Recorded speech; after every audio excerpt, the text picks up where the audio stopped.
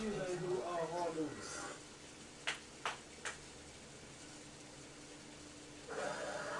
I did hear she was gonna do a horror movie. Damn.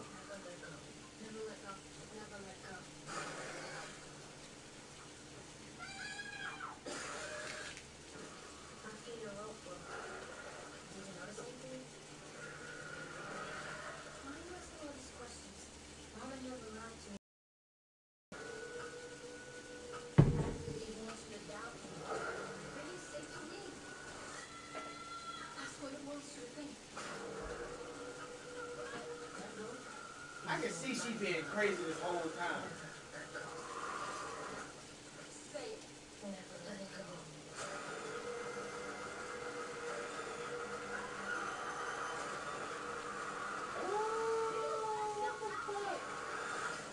Yep, she's going crazy.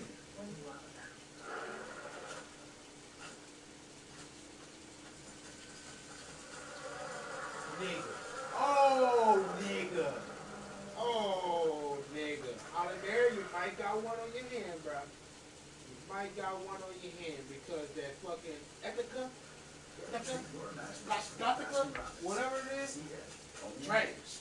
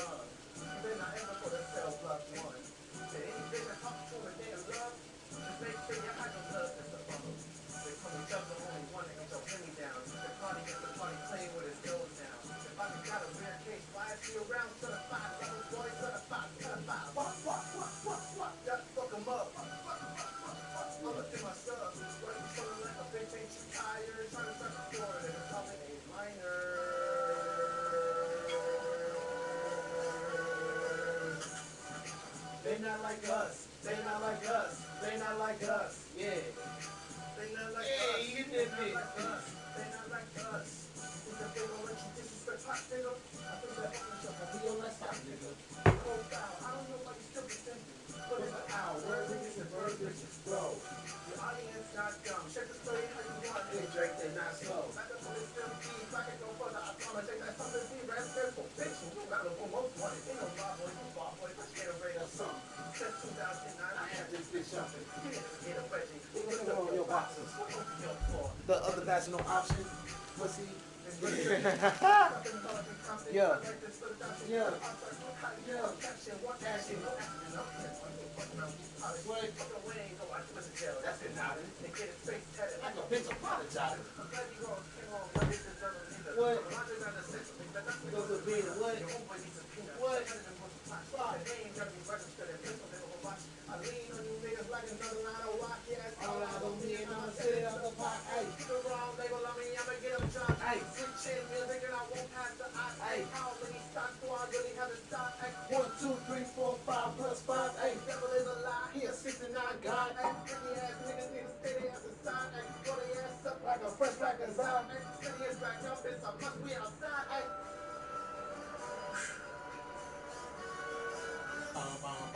They not like us. He hitting it. They not like us. They not like us. Bruh. Y'all know that popular dance, that popular emote off of Fortnite? Yeah. He hitting that bitch.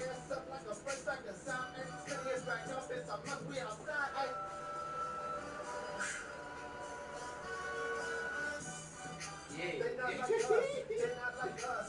They not like us. They not like us. They not like us. They not like us. They not like us. Yeah. Once upon a time, all of us was in chains. Homie still double down, calling us the slaves. That never was a make them build the railroads and trains. There when we pour a second, let me put y'all on game. Instead of living vision, town fuck to make them richer. Fast forward 2024, you got the same agenda. You run into Atlanta when you need a check balance. Let me break it down for you. This a real nigga challenge. You call picture when you didn't see the club. Hey, what? Little baby, help you get your lingo up. Hey, what? 21, give you false street cred. Hey, what? Makes you feel like you a slime in your head. What? People said you can be from north side. 2 Chainz say you good, but he lied. You run to Atlanta when you need a few dollars. But you're not a colleague, you're a fucking colonizer. The thing matter and the truth for the matter, it was God ready to show y'all the liar. He a fan, yeah. Freaky ass nigga, he a 69 God. Freaky ass nigga, he a 69 God. Hey. That nigga's killing me. It's a real nigga challenge. We call picture when you couldn't see the club. Hey, what? Little baby, help you get your lingo up. Hey, what? 21, give you false street cred. What? Makes you feel like you a slime in your head. People said you can be from north side. Hey, what? 2 Chainz say you good, but he lied. You run to Atlanta when you need a few dollars, but you're not a colleague, you're a fucking colonizer. The family matter and the truth for the matter, it was God ready to show y'all the liar. He a fan. He hitting it. Hey. In case y'all didn't know, y'all, I'm drinking the Palmer song, but shit, I had a little double shot, maybe a triple shot of Hennessy, so yeah, I'll get a break. So you want to talk about my dad with that? Nah, it was God ready to show y'all the liar. He a fan. Freaky ass nigga, he a 69 God. I don't know why him hitting that bitch is so funny. Like, bro, this nigga hit that bitch.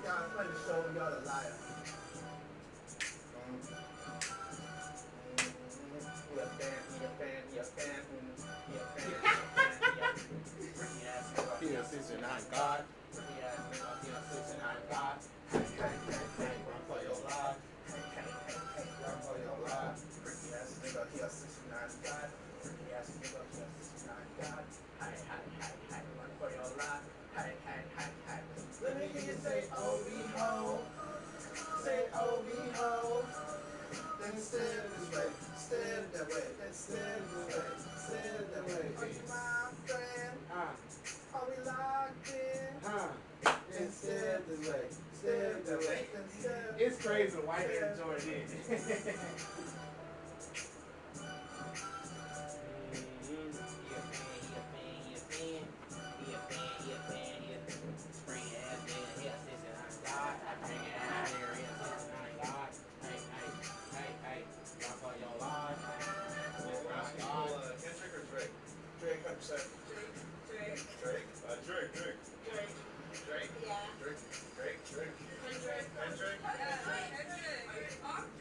Why Drake?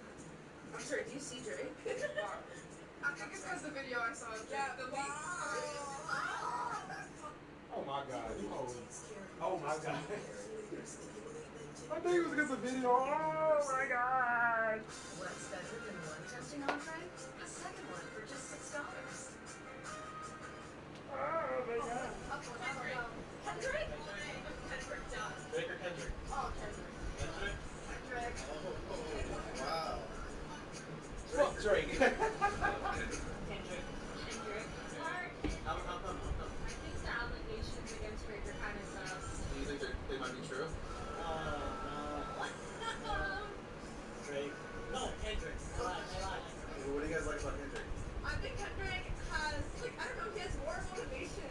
Like, I feel like Drake's not taking this as seriously. God, Drake's got to do that thing for the school by him. Got it. Not my person. Yeah. I can't put that day. That day came out. Hey man, Drake or Kendrick? Drake. How come Drake? I don't know. I don't like the other guy. What do you think about the other guy? I don't want to say his name. I don't like Really? Yeah, like. How come Drake? How come Drake? Oh, I don't know. I mean, I like his, like, honestly, never mind. I mean, take your... No, but the diss tracks that are coming out. All the diss tracks. Oh, I haven't heard any of those. You haven't heard any of them? No. Do you live in Toronto? I do live in Toronto. And you haven't heard any of the diss tracks? No. Are you CCK? Stupid looking ass. Like, bruh. Bruh. That shit is annoying. That shit is aggravating. Like, what? Why didn't Drake send a cease and desist or like that? Oh, because you talk prejudice. Yeah, but he was saying shit. I don't really understand. Wait, what? Because that's what Kendrick said in the thing. We better get into this thing. I'm playing the whole thing. Listen, the pod gods love me. Yes, they do. Even if we don't feel like Drake was trying to box me out, he did have a nice, effective box out going, which I didn't mind. Yeah, I don't mind the little couple days of analysis. Yeah, I'm cool with just shutting up and reading some shit and getting it down. No.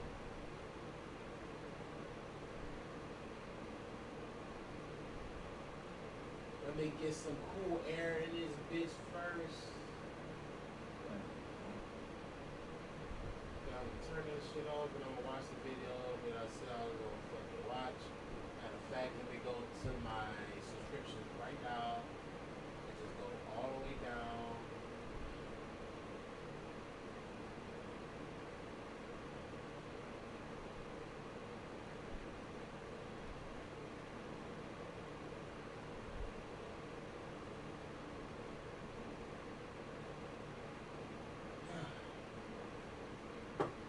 I see a video that I should watch.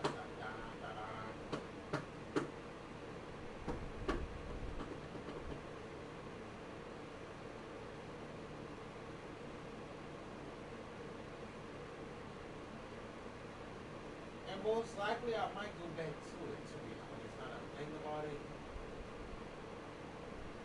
I see this video right here that would be like a good video for tomorrow or Sunday.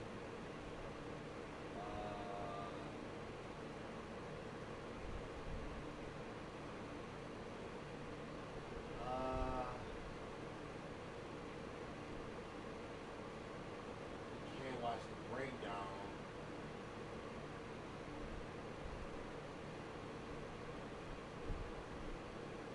That's what we're gonna do. Wait.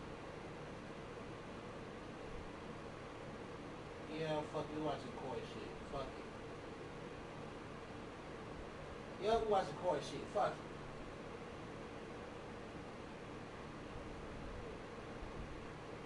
Minutes and straight. Drake chase didn't go to light. It's West Philly. Miller Lite is both, right? Isn't that kind of its thing?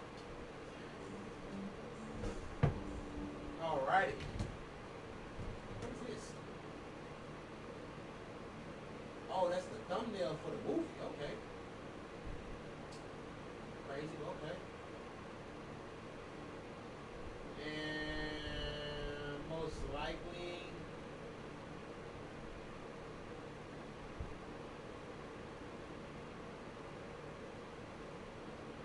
Most likely it's gonna be the last video they go watch. If it don't be the last video, it's gonna be the second to last video. Yup. Right up. Boom. Boom. Get this crack cocaine right quick. Okay, it's right there. I'm about to say, what the fuck the food? Throw my jelly beans up right quick. That's to the side. It was dope.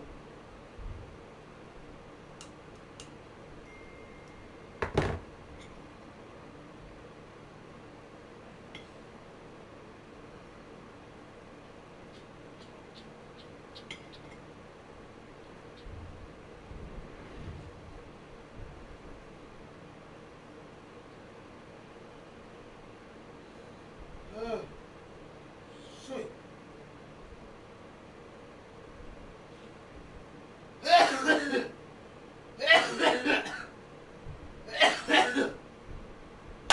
forgetting something though. Hold on.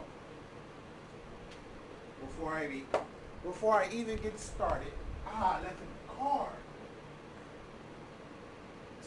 Shit. I'm about to go get it. I gotta go get it.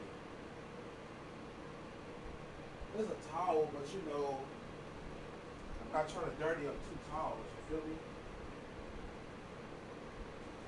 Yup, fuck it.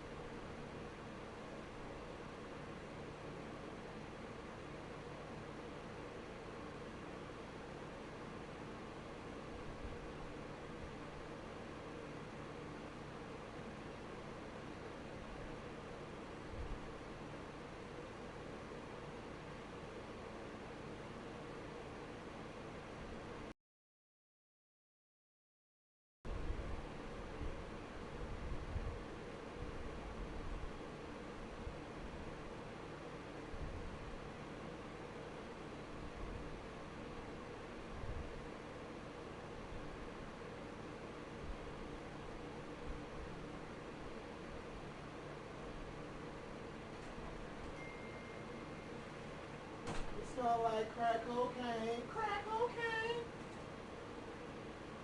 Smell like crack cocaine, crack cocaine.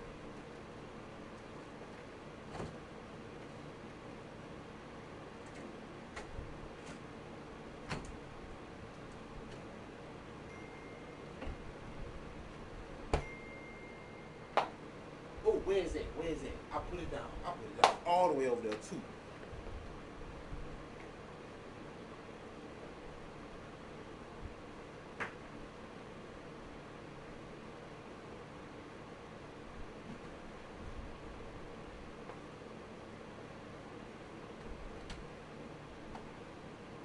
What's up with these jabroni ass niggas trying to see Compton? Ugh. Towel.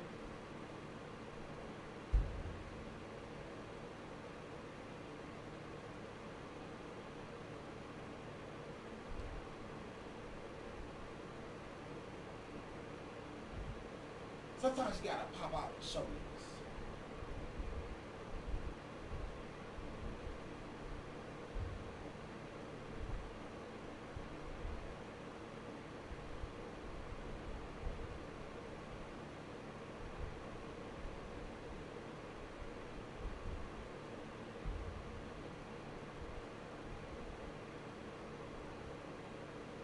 Yeah, I'm about to text Glenn's mom. I'm tripping.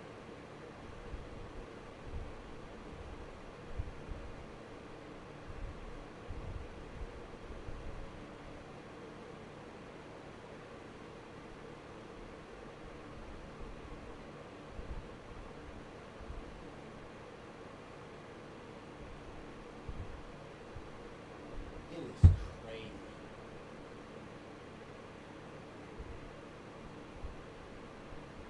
No person about to have their phone off for more than a month.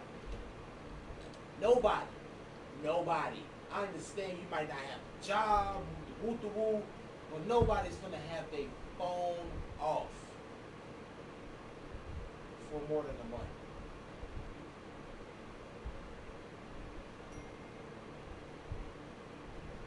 Like, come on now. Anyways, this up here. Try to let that cold circulate just a bit.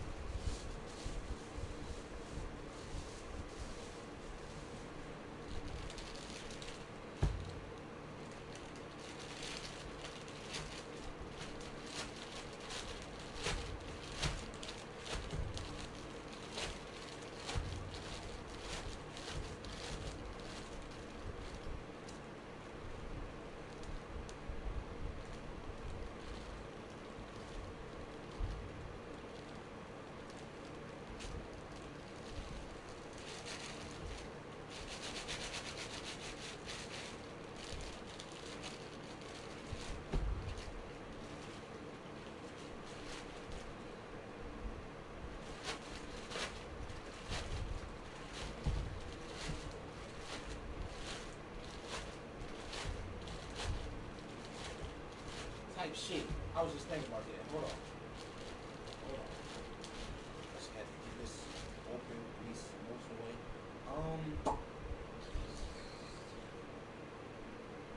Yup. Just so I can be more comfortable.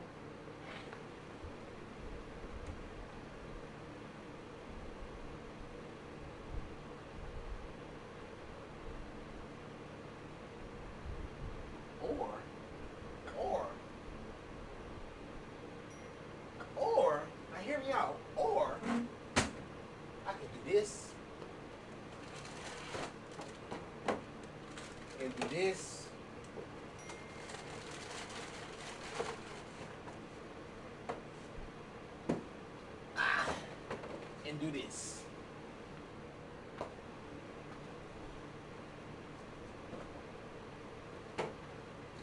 What you think, man? I'm gonna try my best not to fucking wash the dishes. I got ways I can do it, bitch. I'm a thought. The fuck.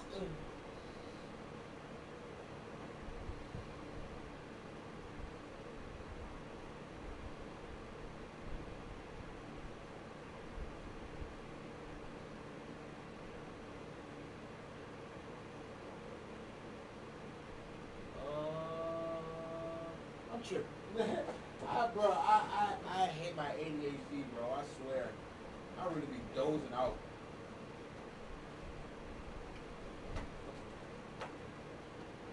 One more thing.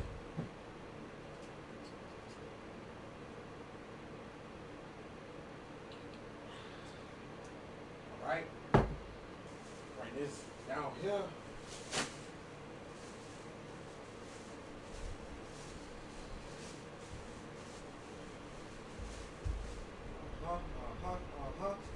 Hold on.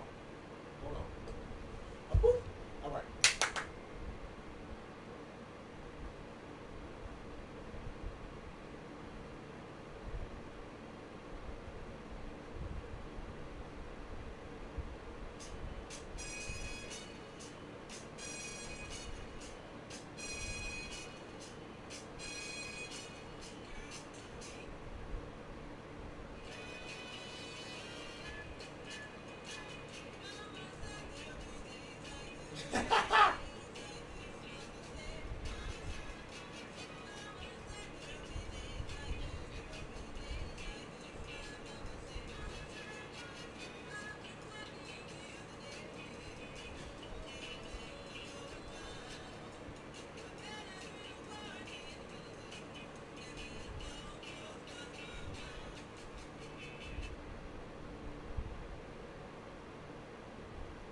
Bobblehead Betty.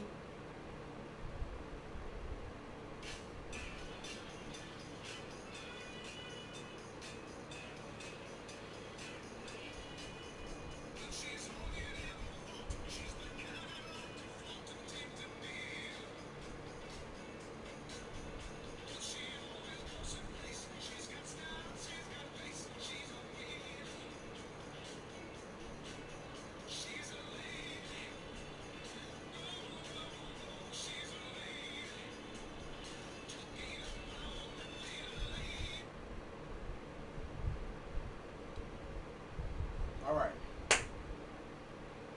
Been on fucking 5 minutes after I said I was gonna turn it off, so if I hit the phone. Hold on, I gotta hold it different because I wasn't trying to burn my fucking nothing off.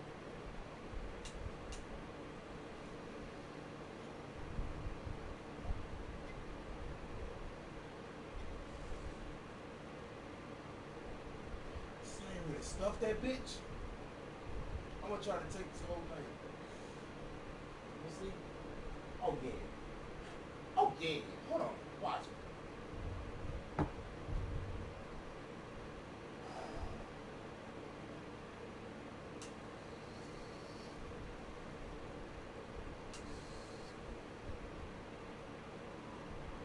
Yep.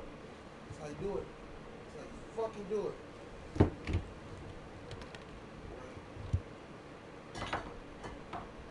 Push that right there. Put that right there. Got that right there. Boom, boom, boom, ba, ba, ba. And it's 8:06. Okay. Alright, so basically we finna watch Coy Chandro, or however you pronounce his name. Coy from Real Rejects. We finna watch him rank all X-Men movies. Deadpool 1 and 2 included. So basically that means everything. X-Men, X-Men 2 United, X-Men 3 Last Stand, X-Men Origins Wolverine, X-Men First Class, X-Men Apocalypse, the X-Men Dark Phoenix, and of course New Mutants. So yeah. Yeah. Before we go into this, oh yeah, and Logan. You can't forget Logan. But anyways, before we go into this, I'm gonna think what is gonna be like top 5, because more than fucking 10 movies. So I'm trying to think what could be top 5. So me personally, turn this back on. Me personally,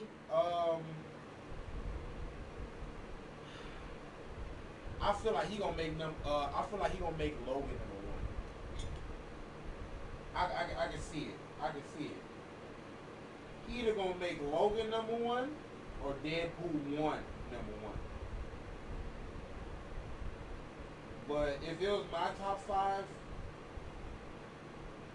I would put Logan number 1 just because it's R-rated.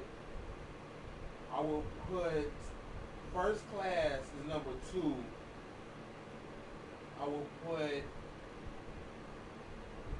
X2 as number 3.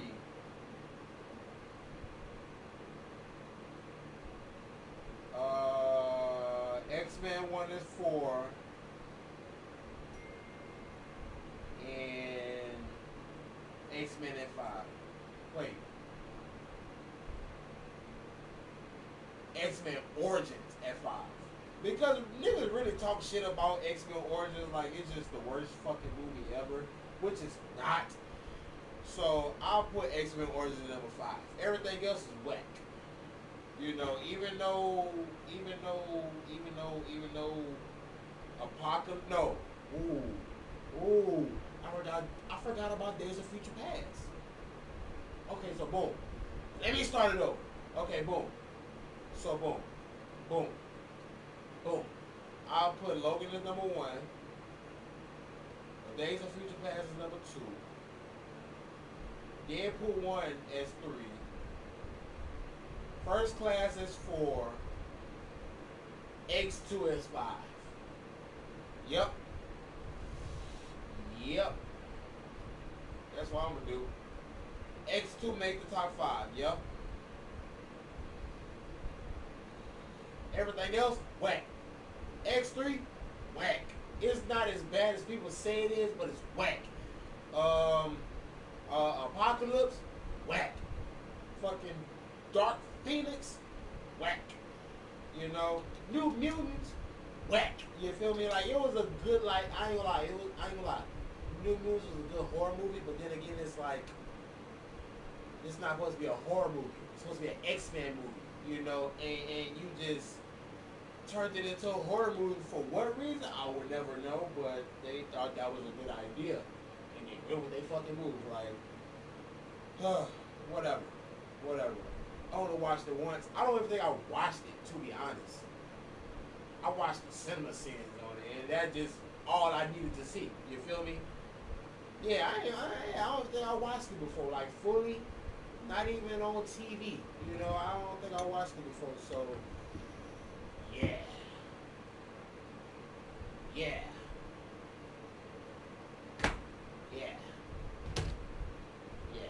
Anyways, one shot. Fuck it, one shot.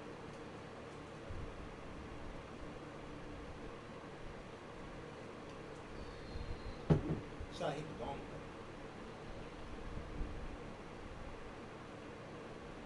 What time it is? 8:11? No. But anyways, that's my top 5. Logan, Days of Future Past, First Class. Did I say that? No, my fault. Logan, Days of Future Past, Deadpool 1, X2. Wait. Fuck. Wait. Wait. Okay, boom. Logan, Days of Future Past, Deadpool 1,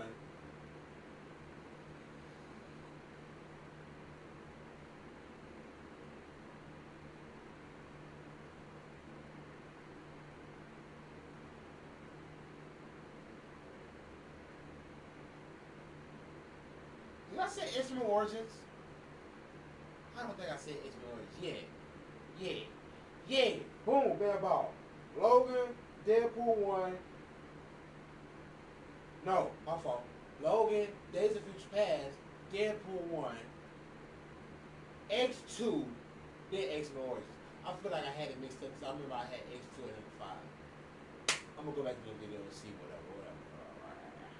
But yeah, definitely Logan, Days of Future Past, and Deadpool 1 is my top 3. And I feel like this gonna be in this top 3 too.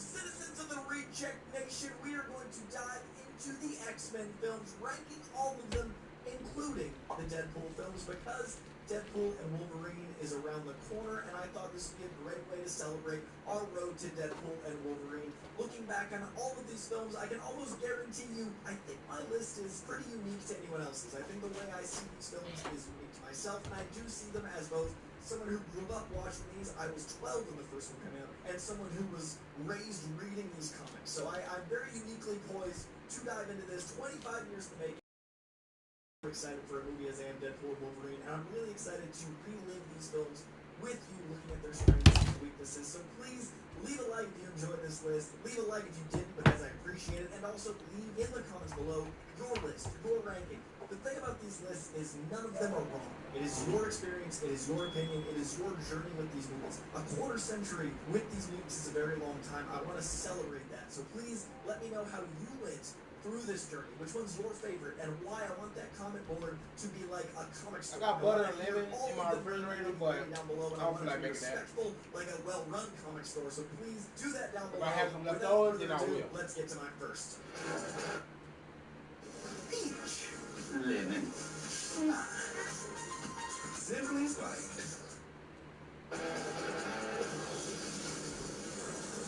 Coming in at number 13, and unfortunately one that we probably all agree with, is X-Men Origins Wolverine.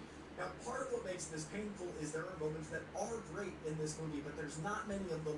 And when you know, like I said, that was my top 5. It does make when something's bad all the harder. I love the opening of this film. I think the Live Schreiber, I'm not trying to say your name, Sabretooth, and I'm sorry, but the sequence with him and Hugh Jackman as these brothers at arms, these brothers through war, this beautiful relationship with Wolverine and Sabretooth, I thought absolutely.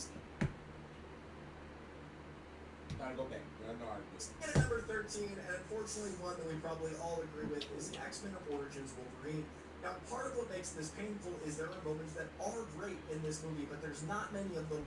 And when you know what something could have been, that does make when something's bad all the harder. I love the opening of this film. I think the Live Schreiber, I'm not trying to say your name, Sabretooth, and I'm sorry, but the sequence with him and Hugh Jackman as these brothers at arms, these brothers through war, this beautiful relationship with Wolverine and Sabretooth, I thought absolutely sung. And then the movie started and absolutely stunk. I don't know how many cooks were in this kitchen, but I do know this movie took place while there was a writer's strike going on. So it clearly had a lot of problems. You guys know how much I love Deadpool. Deadpool's my guy. And what they did to my boy, they massacred my boy. And what the elements of Deadpool were stripped away. Like, the merc with the mouth should never have his mouth sewn shut. And this isn't even a Deadpool movie, but to harm a character to that level, and then to kind of sacrifice Wolverine on that journey, it didn't really feel like Wolverine as much as Hugh Jackman usually does. There were some great set pieces that were like, oh, he's doing the motorcycle thing, he's got these moments, but they all felt like they were trying really hard. And if that's one thing Wolverine's known for, it's not trying very hard. Like, he's just the best there is at what he does. This movie felt like someone trying to show they were the coolest there is at what they do, and that's just not Wolverine. This movie's a lot of shiny, a lot of failed opportunities, with a few glimmers of moments. It is definitely my number 13. Coming in at number 12 is, unfortunately, because I really wanted to like this movie, X-Men Apocalypse. Oh, Apocalypse word! is a movie that really doesn't know where to put its energy, it doesn't know where to put its focus, and it has a lot of really, really beautiful ideas, none of which I felt like were executed to scale. This is actually the only X-Men movie, and I'm including X-Men Origins Wolverine, the only X-Men movie I've only seen twice. And that hurts me, because I love Oscar Isaac. And Oscar Isaac as Apocalypse, on paper, genius. But how often have you even thought of it since 2019, that he played Apocalypse. That's insane. I'm so upset that we wasted one of the great actors. I'm glad Moon Knight did some work there. But to hide that man under all of that, and also to make the character of Apocalypse, who's so important to the X-Men, to mutantdom, to the idea of evolution, just whatever that was, it's a shame. Now, there are moments. I do love Storm getting a bit more time to shine. I do love that we get some action set pieces that feel like the team dynamic I love from especially the X-Men animated series. But what I don't love is that it is one of the best examples of it feeling like an interesting mutant movie and never really establishing that X-Men tone the comics gather. And that's going to be a theme throughout this list. I do think there are more exceptions to that being acceptable, but here X-Men Apocalypse is somehow not very memorable. Its special effects did not hold up, especially considering it was one of the later installments, and the villain was horribly wasted, as were a number of supporting cast. This one just, it's such a bummer, because McAvoy and Fassbender, they deserve better. Coming in at number 11 is unfortunately one of the most recent installments in the franchise, and a big reason I'm excited we're getting Deadpool Wolverine, because I don't want to say goodbye to the X-Men like this. X-Men Dark Phoenix is such a bold and ambitious swing for a first-time director, and I think that's some of its strengths, but most of its weaknesses. I don't think you should try rebooting a franchise by rebooting a story you just told 10 years ago. The Phoenix story was horribly squandered in X-Men The Last Stand, we'll get to that in a minute, but then to rehash it and then kind of fail again in a smaller way, it really is a shame, because Dark Phoenix is the iconic X-Men story for a lot of people, and it partially captured the angst of power and the trickiness of childhood, but we'd only just met the Scott and they were children, so childlike angst and the god power, they really didn't find a way to mesh very well in this film. There are some moments that I really enjoyed. I think, honestly, I like Dark Phoenix much more than the average viewer. I think the action set pieces are very X-Men. I think the drama and the soap opera elements are fantastic. Fun fact, I was at the premiere and I talked to Chris Claremont, one of my heroes since childhood, and he loved this movie. And that's not to disrespect Chris Claremont, that's to show that the guy who gave us not just the Dark Phoenix saga, but some of the most iconic X-Men runs of all time, saw his characters on screen and felt that soap opera power, passion, and drama and loved it. So that DNA is in there. I just think you have to look a lot harder for it than you should have to. And I also think this movie doesn't quite have the weight to it needs to. And I don't know if that's all the director, but it's certainly not an accident that a lot of these characters aren't supporting characters we're very invested in. If you're going to make an X-Men movie, use the characters we know and love. Let us have earned moments, and how you don't have them in the costumes that we got teased is just beyond me. This movie overall just didn't land where I wanted it to, but a lot like my last one, X-Men Apocalypse, it does serve Storm a bit better than the Bryan Singer ones do. So if there's light at the end of the tunnel, it's some of the characterizations, some of the Storm stuff, and some of the team-building elements in the action, and as ever, McAvoy and Fassbender are pretty fantastic. Coming in at number 10 is really interesting because this one moved around the most, and it's because it, at the time, was my biggest disappointment in comic book movies. It is X-Men The Last Stand. Now, it is that disappointment to me because it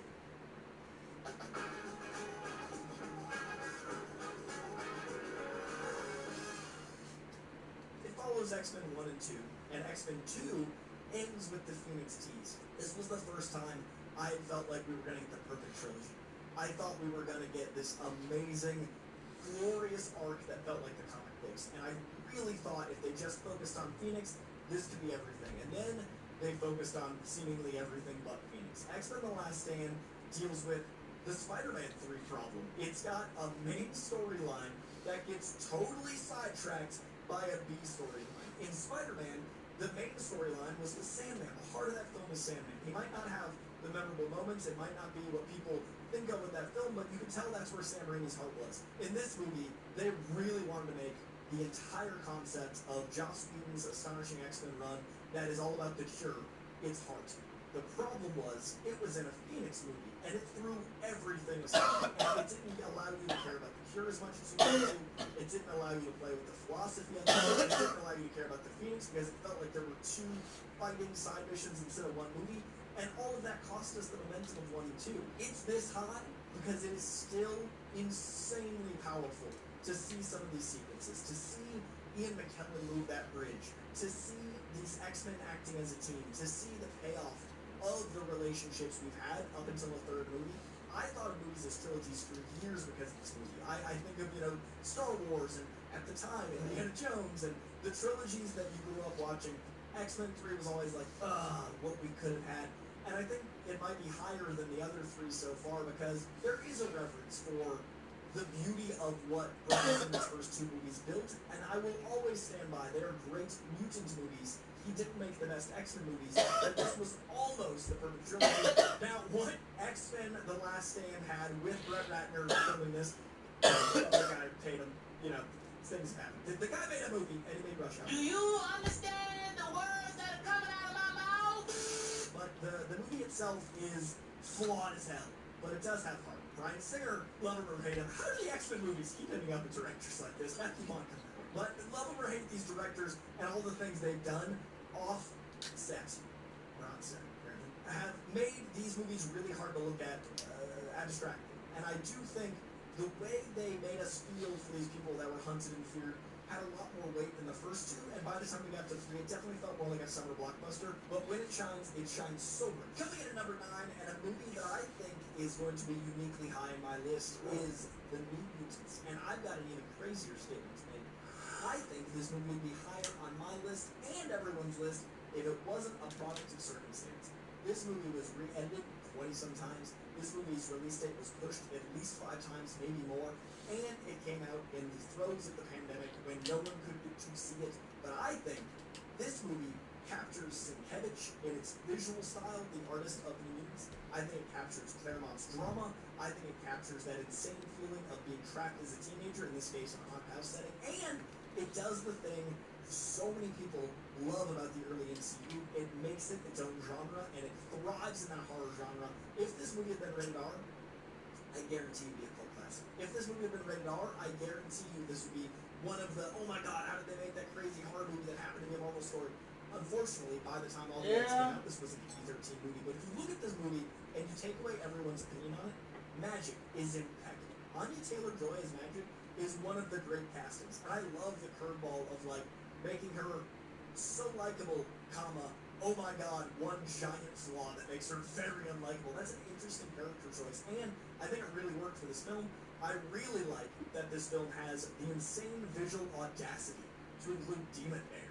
This movie has Lockjaw, and that's not even the craziest thing you see. There's a purple dragon in this, but there's also a giant cosmic entity, Demon Bear, and it's all to serve the plot. The beautiful thing about comic book movies is it's a moral compass and a story of coming of age and so many walkabout tales, so many, Joseph Campbell tales, so many insane psychological studies of man, but with shiny objects. And that's why I love comic book movies, is these are the great stories, but framed in a way that's exciting. And New Mutants captures so much of that while having a demon bear. I think this movie is very slept on. This one, I can almost guarantee, is most people's bottom 3. For me, it would be higher if I got to experience it correctly. I got to see this at a drive-in, and that was cool, but, you're watching it with 1 or 3 people. This was when, the world was locked down. But if I'd seen this in a theater, I think it'd be even higher. I think if this was rated R, it'd be even higher. Unfortunately, this movie got massacred by circumstance. I think New Mutants is very underappreciated. It's my number 8, and a movie that I have a really hard time even looking back on because of how much I love 2/3 of it, The Wolverine.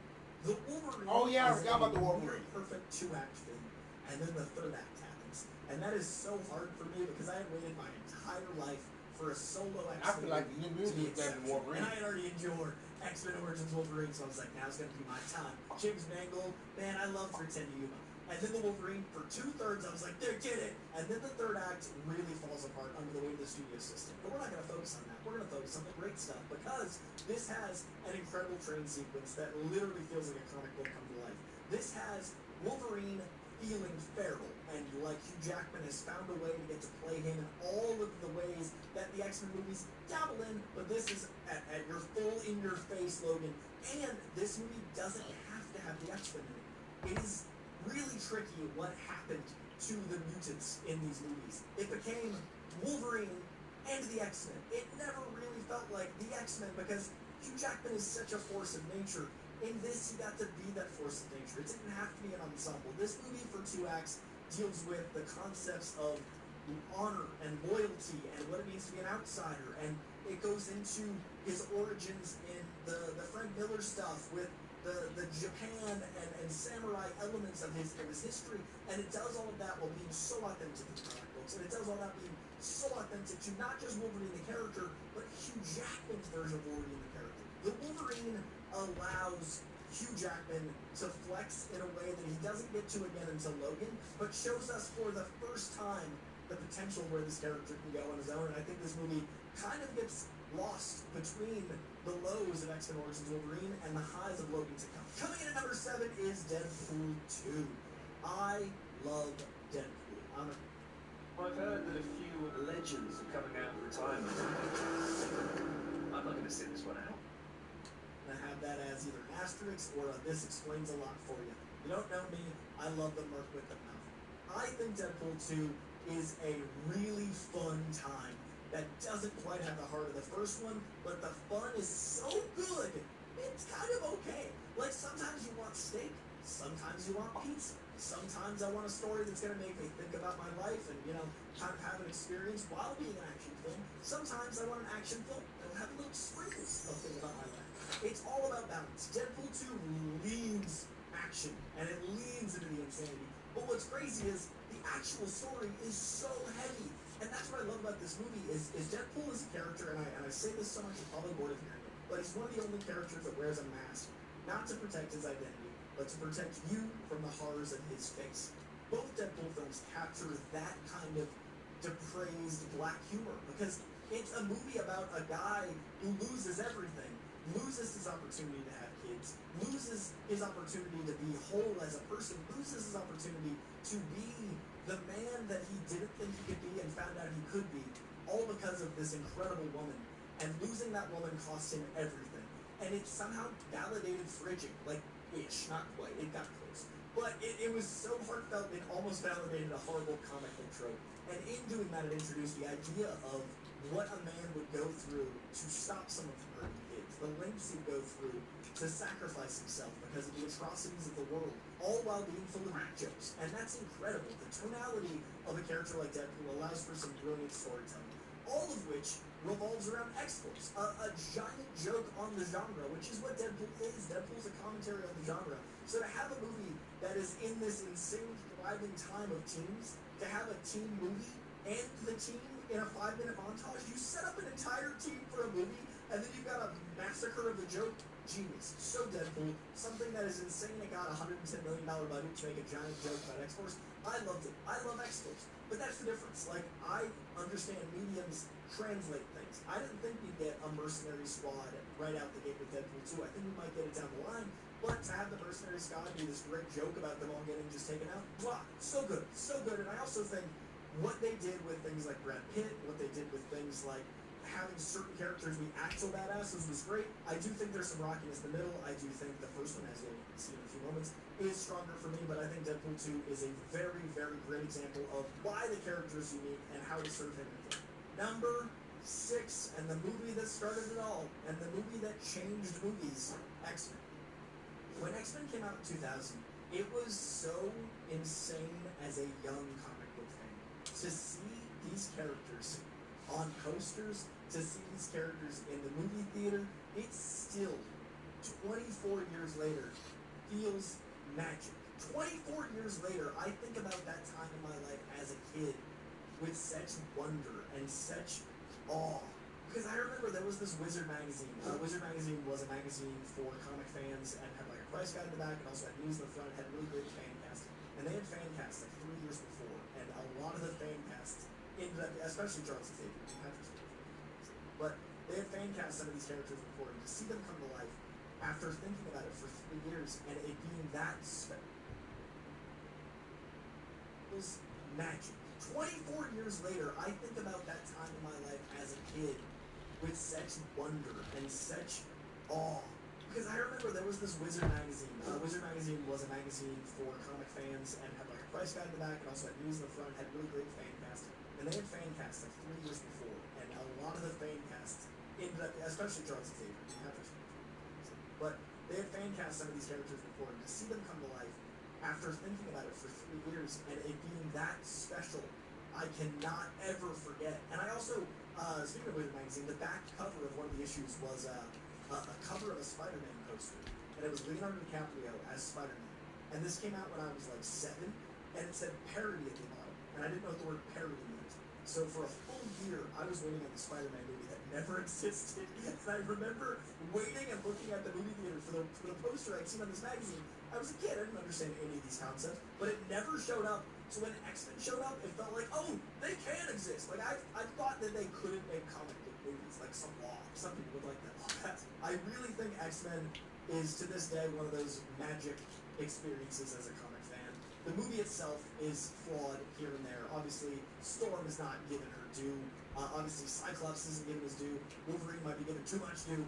But all of that to the side, it is seeing these characters as a team with powers in the year 2000, just being united by Xavier, seeing the school for the first time, seeing mutants just scattered about, fighting the Brotherhood of Evil Mutants, getting this dynamic between Xavier and Magneto, all of these things that I never thought I'd see on screen, done with reverence, done with love, done with incredible production design, done with love in their visual, in their heart, in their writing, in their everything. Like, this movie changed comic book movies, and then changed movies, and I think if you're watching this video, you probably like comic book movies, and you owe so much to this one, and I really, it's hard to not put a higher, but we'll find out with number 5. Alright, number 5. Okay, this is where I think it's going to get spicy, because I think even if you hated, say, New Mutants, or if you didn't think Deadpool 2 was high enough, you could probably see where I was coming from. But I think my top 5 are where people are going to be, hopefully, respectfully angry, but respectfully. Number 5 is lower than I think a lot of people would have it, but I've got my reasons. And I think Days of Future Past is number 5, and I think it is a very tricky I think it's top 5, but still, not top 3. This is Endgame. Oh, this is a crossover that is astronomical in its proportion. But what it could have been was the 3rd film in the Matthew Vaughn trilogy. Bruh, shocking.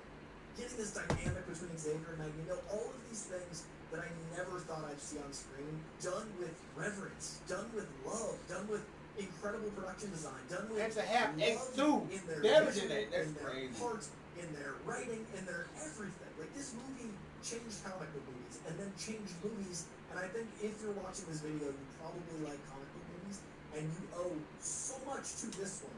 And I really, it's hard to not put a higher, but we'll find out with number 5. Alright, number 5. Okay, this is where I think it's going to get spicy. Because I think, even if you hated, say, New Mutants, or if you didn't think Deadpool 2 was high enough, you could probably see where I was coming from. But I think my top 5 are where people are going to be, hopefully, respectfully angry, but respectfully. Number 5 is lower than I think a lot of people would have it, but I've got my reasons. And I think Days of Future Past is number 5, and I think it is a very tricky film to judge because it is a masterpiece in so many ways. This is Endgame before Endgame. This is a crossover that is astronomical in its proportion. But what it could have been was the 3rd film in the Matthew Vaughn trilogy, and it would have earned a lot more of that scope, and it would have felt even bigger if we'd had more time with McAvoy and Fassbender and that world of mutants.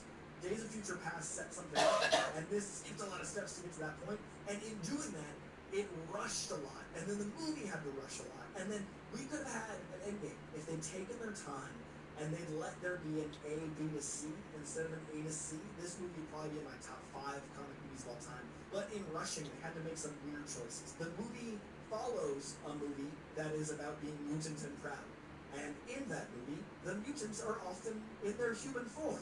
Why? Because they cast movie stars. But does it work for the plot? Absolutely not. Can I forgive that? Not really. I mean, I can, and it's number 5 for a reason. It's an exceptional film, but if you've got a story about accepting who you are, and half the time Nicholas Hoult is just, hey, I'm Nick Hoult, and hey, I'm Jennifer Lawrence, that doesn't work. The mutants that look the most mutants are mutants, and that's really cumbersome for a story that they're trying to tell about acceptance. The X-Men represent being yourself in a world that hates you, and going beyond that to save the world that hates you.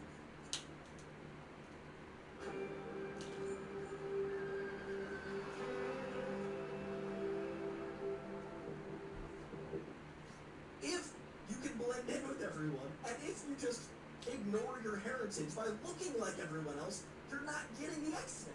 So I love Days of Future Past. I don't love weird addict McAvoy Xavier. It kind of works for the plot, but it doesn't work for the character really here without getting into the Onslaught stuff, which they, I guess, kind of tease. But if they'd had a second movie that set up some of the darkness, that would have paid off better. If they'd had a second movie that gave us a bit more time with these characters, but since they don't, it's just an exceptional A-. Like, all of these flaws notwithstanding, this movie is such a good piece of history. The way it delves into real-life history, like First Class did, but using those elements is genius. The way it blends these two worlds of X-Men is astronomically cool. I never thought we'd see those teams meet, and the way they did it with the Days of Future Past storyline, one of the great X-Men comics of all time, which, by the way, is only 2 issues. And that's insane. This whole movie is effectively from 2 issues of comic books. 2 23-page pieces of paper brought us this. That's insane. Also, read those comics. I think it's Uncanny X-Men 141, 142, if I'm remembering correctly. Wolverine getting to use his powers in a way that allows him to kind of play in this narrative that does work for his comic origin, that does work for him being like, you know, Wolverine and the X-Men. It allows us to have the movie that they kind of made the other ones with because Wolverine had to leave. But here it serves the plot. To see these characters interact with each other, to see McAvoy and Stewart, to see Ian McKellen and Fassbender in one thing, so special.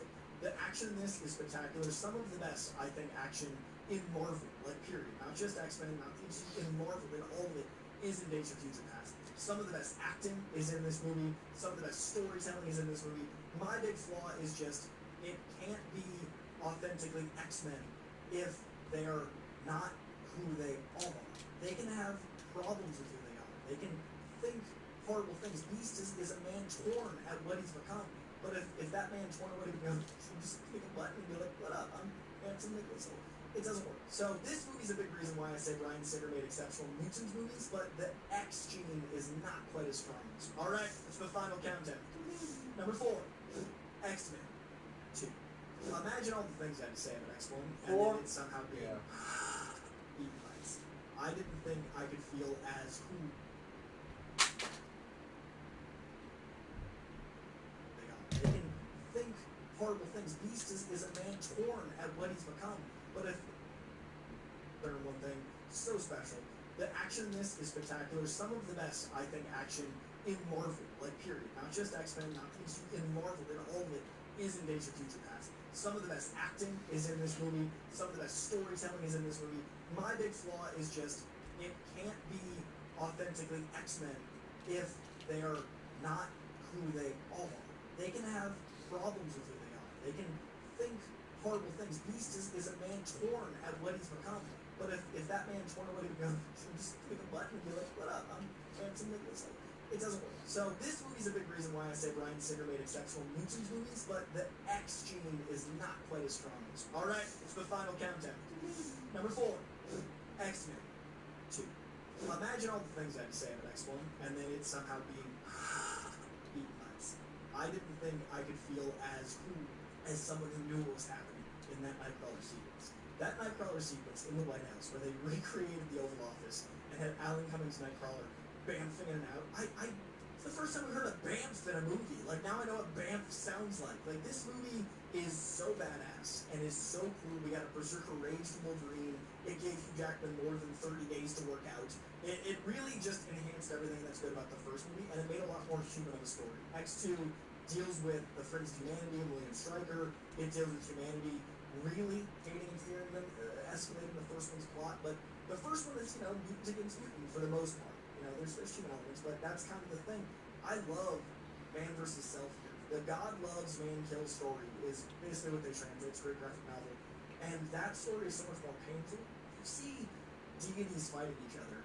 There's a lot of weight there. I mean, DC is largely gods fighting gods. It doesn't eliminate the weight, but it's a different kind of thing because you're a human looking up, right? It's all about perspective. All art is about perspective. You're always looking up. It's removed from you. But if it's gods fighting man, or man fighting hating Love what you find. Total white and red. fearing them, escalating the first one's plot, but the first one is, mutant against mutant for the most part. deals with the Friends of Humanity and William Stryker. It deals with humanity really hating and fearing them, escalating the first one's plot. But the first one is, mutant against mutant for the most part. There's human elements, but that's kind of the thing. I love man versus self here. The God loves, man kills story is basically what they translate. It's a great graphic novel. And that story is so much more painful. You see deities fighting each other. There's a lot of weight there. I mean, DC is largely gods fighting gods. It doesn't eliminate the weight, but it's a different kind of thing because you're a human looking up, right? It's all about perspective. All art is about perspective. You're always looking up. It's removed from you. But if it's gods fighting man, or man fighting God, suddenly it's on your island, and suddenly you're connected in a much more personalized way. You can go, oh, I can't imagine being there. And what's interesting is when the humans are the bad guys, it makes you look at you. And that's what the X-Men have always been about. The X-Men are about how you would be in this situation, whether you see yourself as one of the X-Men, whether you see yourself as one of the people that is navigating a world they don't understand. The X-Men is a scary concept. What if people more powerful than you are the next step to evolution and you feel like you're lesser? What if you feel like you've been betrayed by your genes? How would you navigate someone being that other? Obviously, there's all the beautiful metaphors of civil rights movements and LGBTQ and all the things that the world's always dealing with is how do we embrace all of mankind when other people won't? How do you deal with bigots? And I think this second film, I think X2 takes those messages head on. I think bigotry is the X-Men. I think navigating people that just hate is the X-Men. And I think that we live in a world that hates more than ever. I don't know if that's because we're more exposed to it. I don't know if that's because there's more echo chambers. I don't know if that's because the hate just seems louder because there's more megaphones. I don't know if the world actually hates more now or it just feels that way because of all those other things. But my point is the X-Men are more and more relevant. And that's more and more sad. And this movie that came out 20 years ago really showed how far we need to go and how much we need to accept man and people and who we can be as culture. And I think it did a great job making that an action movie. All right, we're doing the final three, and it's very hot, so we're gonna break down the last three, and I'm sweating. Number 3, X-Men First Class. Okay, so X-Men First Class is if the first X-Men was, oh my god, we got a comic movie, I can't believe this exists. X2 is they did it, they went bigger, they made it better, it was more human, there was more heart, but also the spectacle was better. X-Men First Class is, in my opinion, the one to get the X-Men right.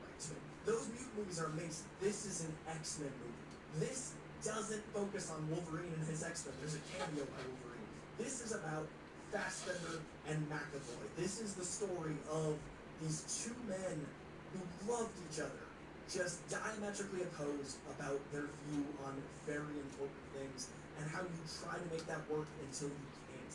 That's Magneto and Xavier. And on that journey, we get incredible recruitment montages, we get incredible training montages, we get incredible action set pieces. In this movie, we get what we were supposed to get if X-Men Origins Wolverine had done well, X-Men Origins Magneto. We get the most traumatizing opening with Fassbender going through as the young Eric Lyncher with the Nazi just horrors. And then Nazi Hunter Fassbender. Like Inglourious Basterds meets X-Men is a subplot and it's given its time to be awesome while furthering the movie. All of this while we're getting actual X-Men that feel like X-Men. Now, this movie is not perfect. Eddie Gathaki should not have died. It doesn't make sense that the one that can adapt to anything gets killed. That's ridiculous. But overall, I think this movie is nearly perfectly paced. It is shot like a comic book. Matthew Vaughn actually framed this thing to feel like a comic book. They have comic suits on, and it doesn't do the thing where it loses the point of the X-Men at the cost of movie stars, at the cost of studios, at the cost of making a movie. This feels like a comic come to life. Every time there's an action set piece, it feels like the team is acting as a team. Every time there's a bit of moral conundrum, it feels like you're reading panels. The moment where Michael Fassbender is serenely rageful, that sequence where he reaches out and he's just turning, and you see all of that emotion, that raw experience. You live 4 years in trauma in Fassbender's freaking eyes. And that's not Fassbender's trauma in those eyes, that's Magneto's, and you feel every bit of it. You feel the betrayal on the beach. Also, love, by the way, they use the Cuban Missile Crisis as a way to kind of give us that marker. I think that was really genius of them to follow that up with Days of Future Past. I think Days of Future Past's greatness is weighted largely on this movie, and that's why it's so high.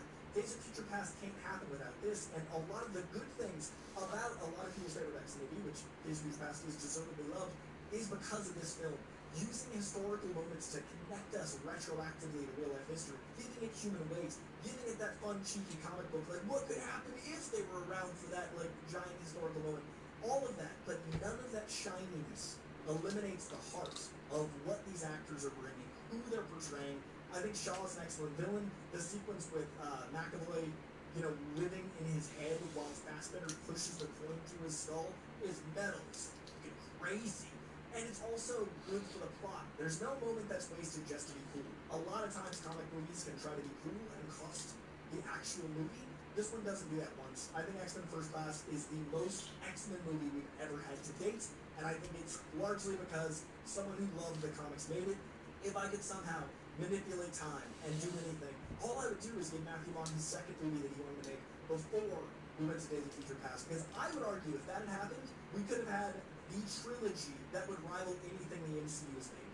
And I honestly think if you had a trilogy go from X-Men First Class, a second movie, into Days of Future Past, we'd look at that like we look at the Avengers films. And hopefully when the MCU gets the X-Men, we'll get something like that, because this movie is really something special, and I don't think enough people talk about it. Number 2, and one of my favorite movies of all time, one of my favorite comic films of all time, one of my favorite characters of all time, Deadpool. Deadpool is a movie that shouldn't exist. Deadpool is somehow a $50 billion budgeted masterpiece that made so much money. It was the highest R-rated comedy. It's the highest R-rated movie of all time. It's been broken by Deadpool 2 and Joker, but that's how much people want mature comic book movies. The top 4 R-rated movies of all time, 3 of them are comic book films, and one of them is this indie masterpiece. Now, what makes Deadpool work is it understands the character more than most comic book movies ever will. The thing about comic book movies is when you adapt a character that's archetypal, you can see the character differently than your director. You can see it differently than your writer. You can see it differently than your production designer. And it's so rare that it feels like the writer, the actor, the production designer, the director, the extras, the best boy, the gaffer, everyone on set saw Deadpool the same way. And in this case, that was the way I see Deadpool. This is the first time in my entire career, as someone who talks about comic book movies, as someone who talks about comic books, as someone who talks about movies. Those are my 3 main things. I talk to actors about those things. Like, my job is those things. Deadpool 2016 was the first time I felt like everyone saw this thing that I loved like I did. And it I am here to tell you today that your feelings are valid. Your trauma is valid. Your hurt is your hurt. I discovered BetterHelp 2 years ago and my life changed. You wear these shoes. You know where it hurts. No one can tell you how your shoes hurt you because they... You like you get the best head of all time. Then don't try to talk to me about therapy. The fuck?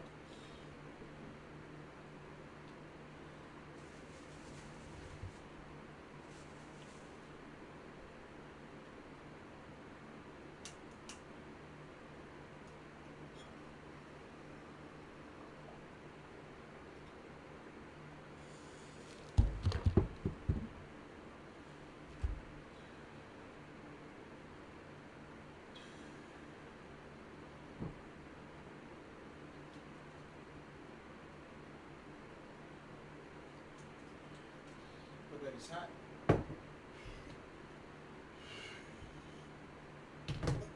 Most comic book movies ever will. The thing about comic book movies is when you adapt a character that's archetypal, you can see the character differently than your director. You can see it differently than your writer. You can see it differently than your production designer. I'll go back. Because someone who loved the comics made it. If I could somehow manipulate time and do anything, all I would do is give Matthew Vaughn his second movie that he wanted to make before we went to Days of Future Past. Because I would argue if that had happened, we could have had the trilogy that would rival anything the MCU has made. And I honestly think if you had a trilogy go from X-Men First Class, a second movie, into Days of Future Past, we'd look at that like we look at the Avengers films. And hopefully when the MCU gets the X-Men, we'll get something like that, because this movie is really something special, and I don't think enough people talk about it. Number 2, and one of my favorite movies of all time, one of my favorite comic films of all time, one of my favorite characters of all time, Deadpool. Deadpool is a movie that shouldn't exist. Deadpool is somehow a $58 million budgeted masterpiece that made so much money. It was the highest R-rated comedy. It's the highest R-rated movie of all time. It's been broken by Deadpool 2 and Joker, but that's how much people want mature comic book movies. The top 4 R-rated movies of all time, 3 of them are comic book films, and one of them is this indie masterpiece. Now, what makes Deadpool work is it understands the character more than most comic book movies ever will. The thing about comic book movies is when you adapt a character that's archetypal, you can see the character differently than your director. You can see it differently than your writer. You can see it differently than your production designer.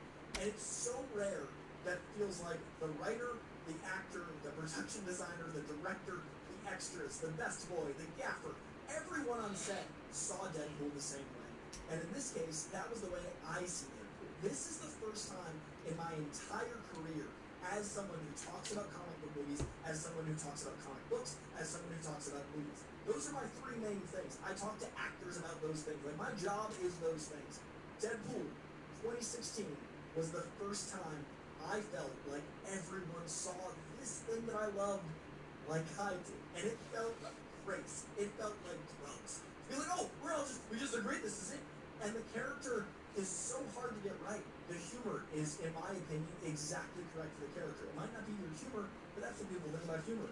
It's for you. Like, it can be yours or not. You can find something funny or not. That's turn the movie on. But for me, this movie is hilarious.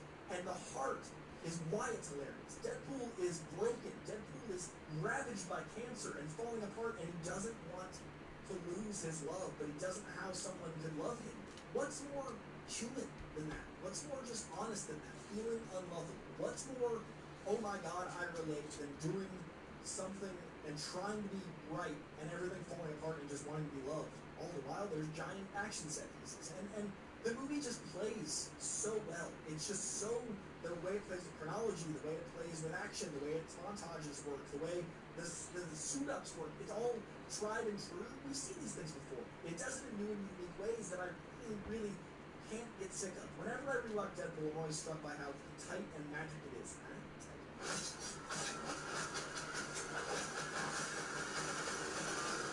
But it's also a movie that I can't really quantify without like letting you in my head, right? It's kind of like No Way Home. So many people are like, oh, it's only good because of nostalgia. So many people are like, oh, Deadpool's only good because it's a dumb comedy and there's a lot of do this ball. No, all of that makes the character. All of those elements are what serves this narrative, and it's not the comedy I love; it's the heart, and that's Deadpool. So when this came out, I just was so impressed, so surprised. I love DMX. I now can't think of anything with Deadpool when I hear DMX. It changed pop culture DNA.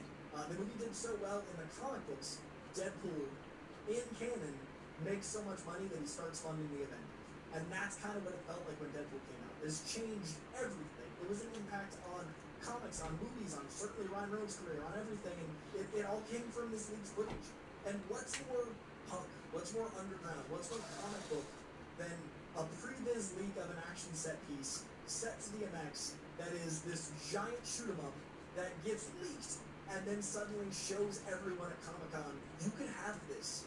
Like, it felt like someone had a pitch for a comic and no one was picking it up, and then like some random editor was like, no, that actually pretty good, and it became like an Eisner Award-winning like sellout hit. All of that was probably too comic-y for the average viewer, but it's a rare, crazy thing that this happened, and I don't know, it's a miracle. So Deadpool 1 is damn near perfect, and it is such a miracle exists, and I'm so happy it does. Number 1, and the only thing I think could even come close to Deadpool is Logan. And Logan is somehow everything I've ever wanted when someone said, oh, but it's a comic movie, as a slap in the face to no, it's a film. And I hate when film bros are like, well, it's not a movie, it's a film. But using the language does affect how it feels to talk about something, right? Like, when you say movie, you've got a certain energy, and you say film, it's got a certain energy. This is a film, and that...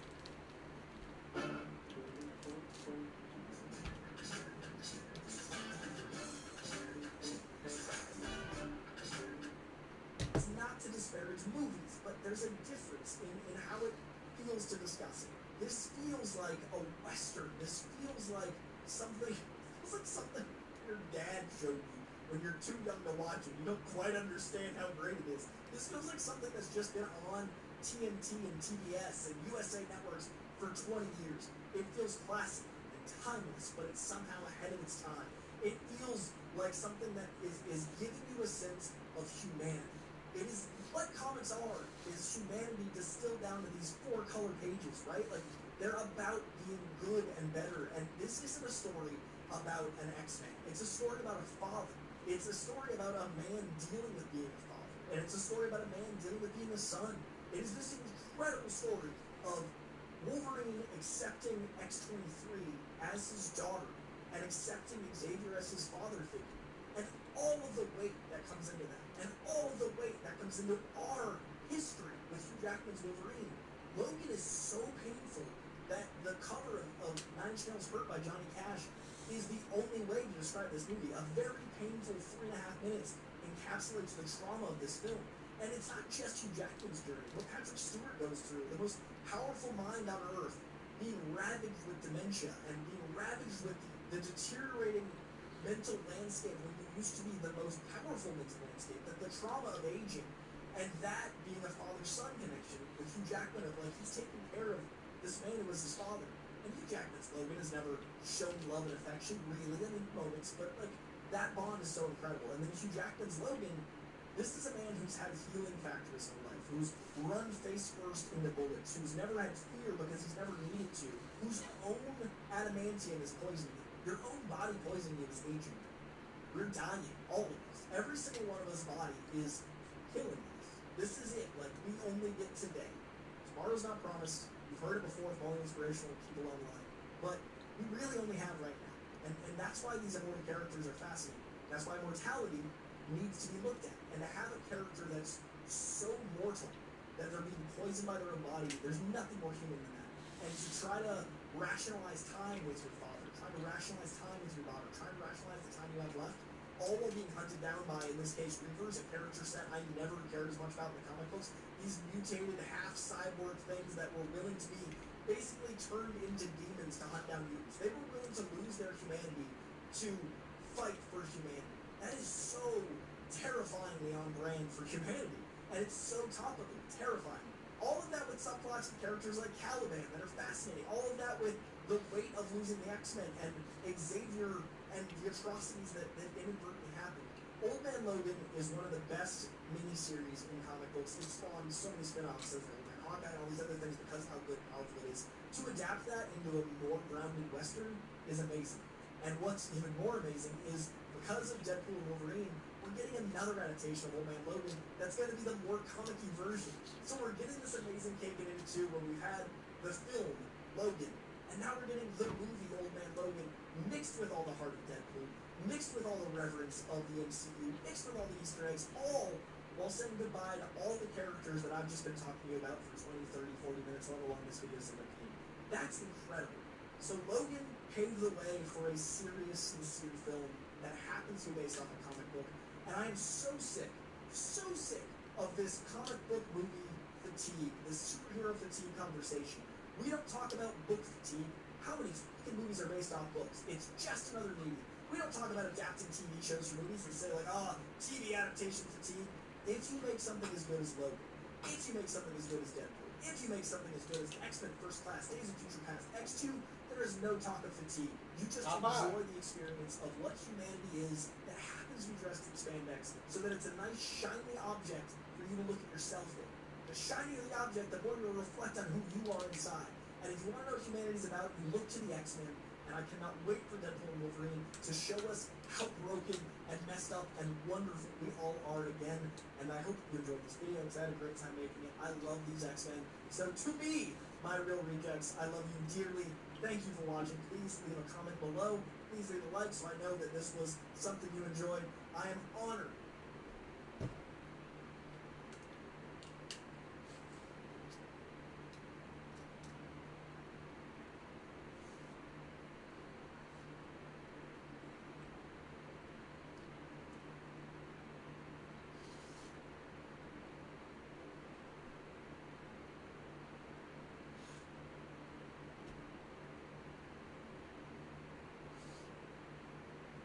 It's check. And it's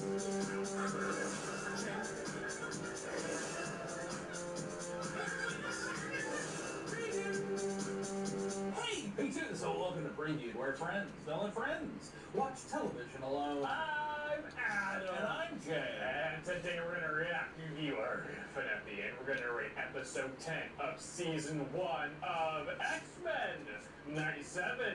Well, that's left last week on a interesting freeze frame. Yeah, Wolverine got all the adamantium ripped off his bones. Yeah, he got all his metal cuts ripped out, huh? Oops. Yeah.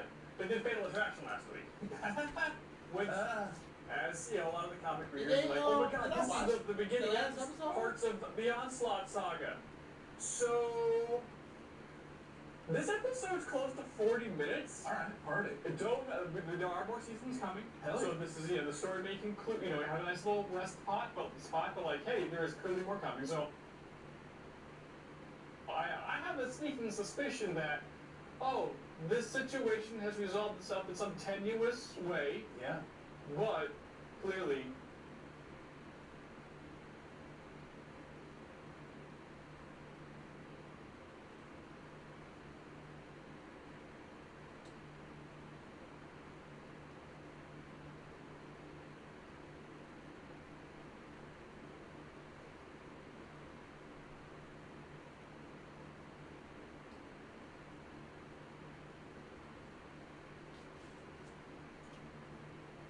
I think I did.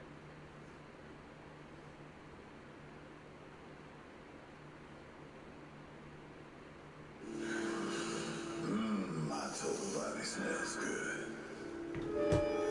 Listen to this herbs.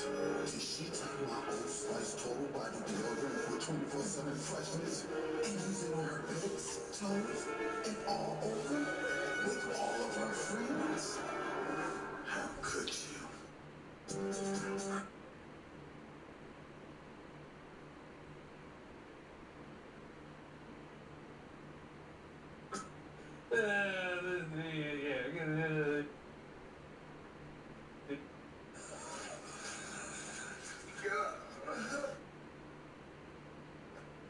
Oh, how I've waited to say these 2 words to you, old friend.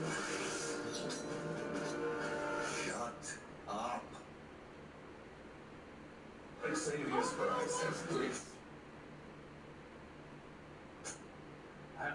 What? good cable management. It's they could have hit it, it's all lurking all over the place. What are you talking about? Oh, sure. I thought it was good bundles. Oh, I see. Yeah, I mean, Morph better turn into somebody good this time and actually use his powers right. I don't watch this. Fuck it, we're gonna watch this.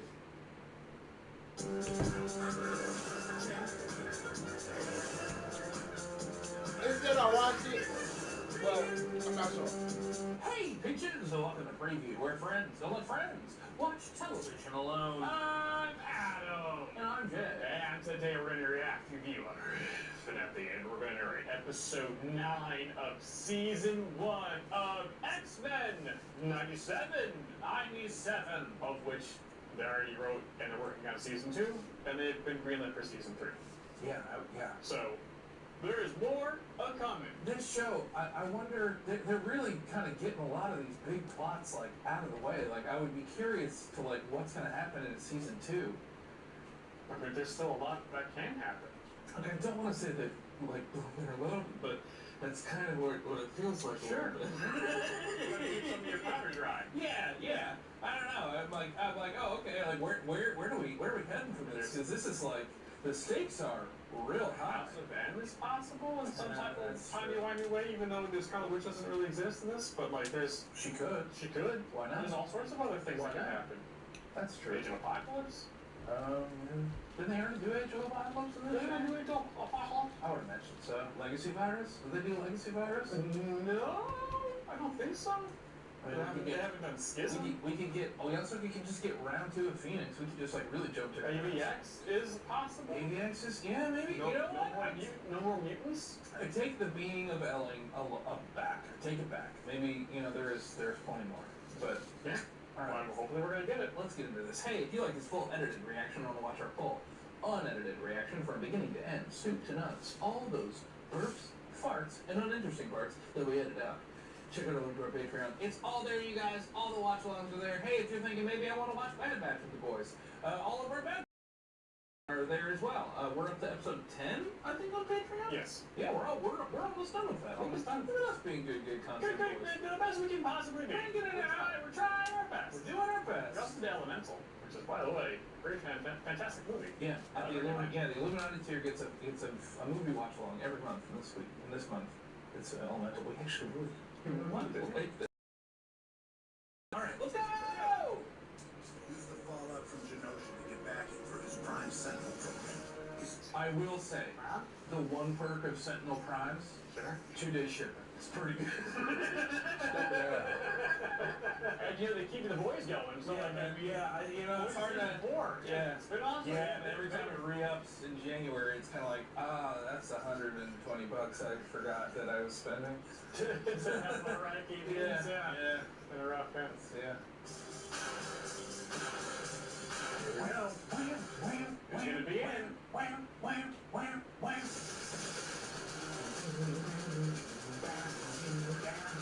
I like the ramp up, bro. One of those songs. I'm sorry. I like the ramp up. It's hard to. It's been awesome. Yeah, and every time it re-ups in January, it's kind of like, that's $120 I forgot that I was spending. It's alright, yeah. Been a rough fence. Yeah. It's gonna be in.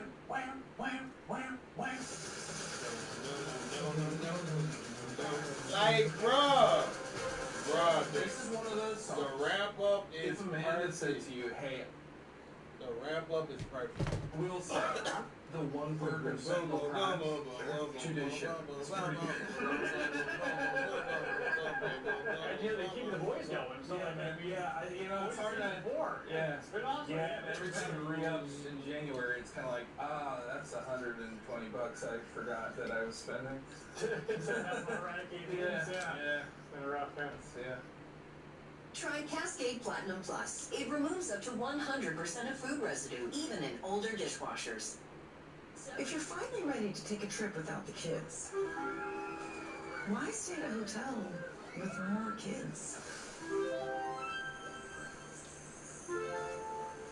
Get an Airbnb and get a place to yourself.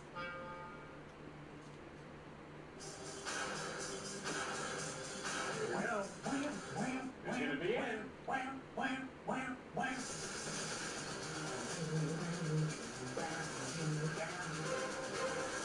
This is one of those songs. If Amanda said to you, hey, I want to walk down Stormy! If Amanda wanted to walk down the aisle to the X-Men theme song, would you let her do it? Yeah, I would. Yeah, that's pretty baller, actually. Or she'd have to come dressed as Rogue, though. She's more of an Emma Frost, and you know it. She is. Kimberly is more of a rogue. She's spunky. Yeah. Man, when are we gonna see all of the where's Pyro? Where's Blob? You know? I don't know. Old costume. Did you not know your mom was? No, he's just sad. The EMP must have knocked out the collars.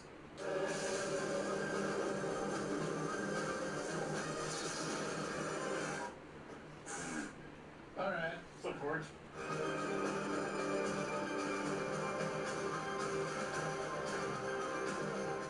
How did you get into that room, Charles? I'm not. Yeah, I'm not. Maybe helped her. Hi, Storm. What's up, girl? What's up, girl? I wanted you two to be free, to finally be together, to have a family, a child like Nathan. The choice should have been ours. Classic Charles. Hey, Charles. Just say that in some way. From the moment I first met you, that you would help build a world where mutants could live however they wish, but that you would never allow yourself to enjoy it. That's how you write Charles Xavier. He makes decisions like everyone can read his mind. And they can't. He's like, why did you do this? Oh, I wanted this, this, and this, and this. Oh, well, that wasn't clear at all. Remy. You could have just said something. No. Oh, what did I miss? Oh man, I know I sleepwalk, but woof. Woof. What has happened, Twilight? Task survived. And so did... Remy?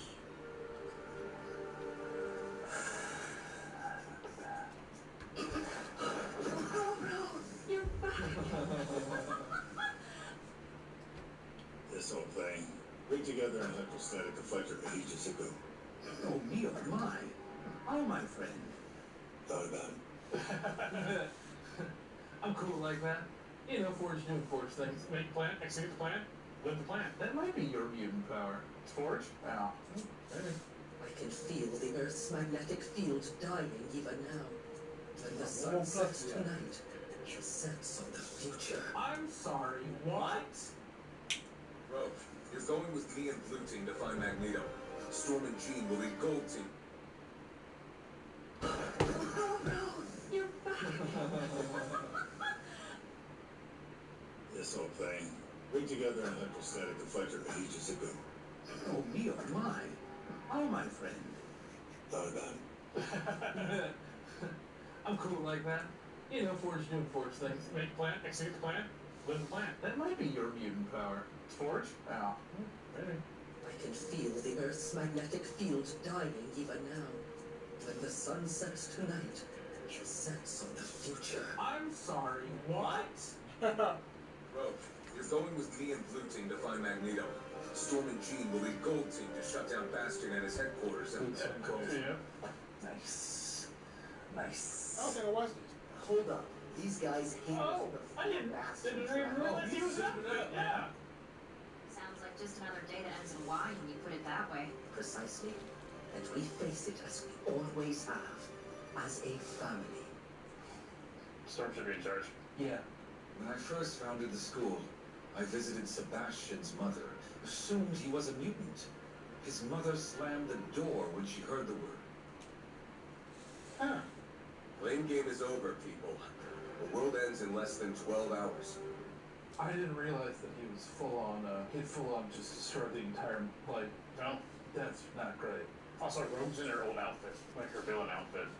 If Bastion's abilities operate like our mutations, we can use neutralizer technology to permanently disable his control on... Yeah. Come on, Beast. Yeah.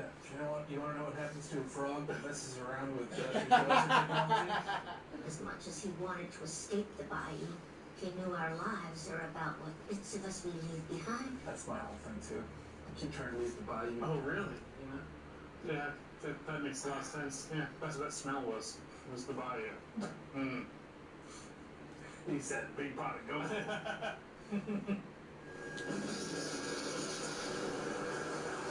Hi, guys! What? Just after AM. Who wants on? First time. Who wants on the Ark? Yikes, on bikes. When you abandoned us for your Shia bird queen, you bequeathed it to me. Third person. You must undo the damage you've done. Will humanity undo Genosha? I promised a boy a future free of fear, only to watch his frightened eyes be vaporized inside his tiny skull. We are not gods, Magnus. Gods abandon those who believe in them. Mutants do not. Decide, my X-Men. Oh! And Storm's also like, I just... You know, sir, I made a choice. Yeah, Rogue's got To lead our kind to a Yeah. new age. Who dies next, Professor? Jean? Been there, done that. Hell, Morph was barely on the team 30 minutes before we tossed them to the...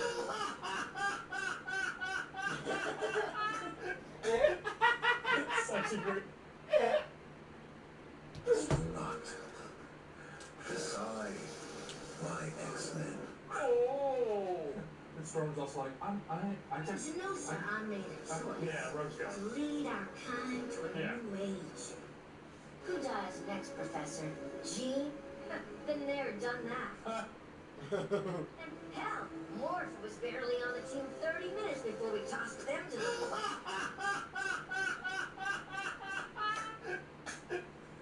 Such a great meta joke. Such an amazing meta joke. My mom handed me over to the Prime Sentinels to me. Yeah.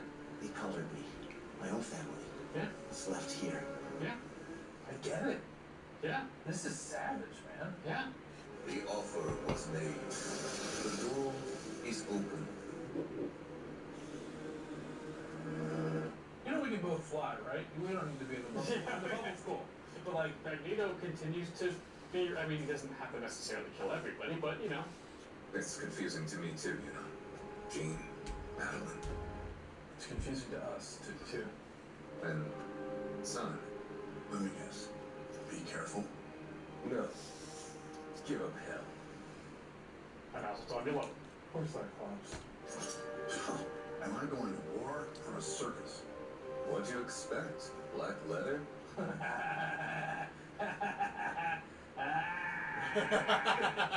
Under an hour, civilization as we know it ends.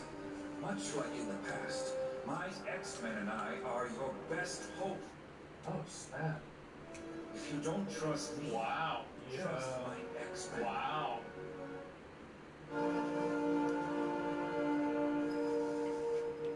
Certain looks. Yeah, man. I think we're going the astonishing route. Mm-hmm.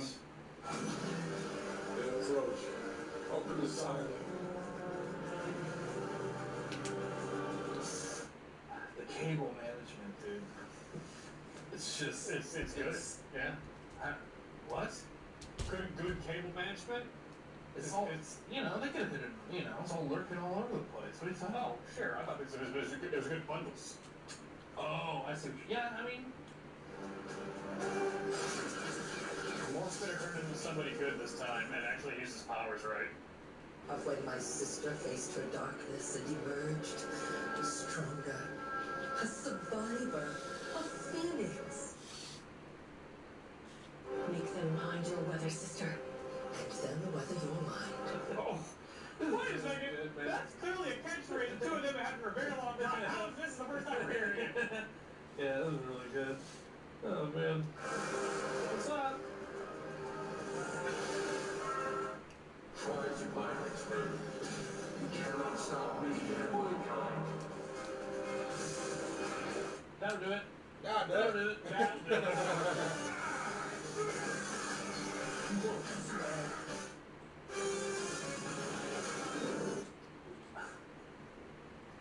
Yeah.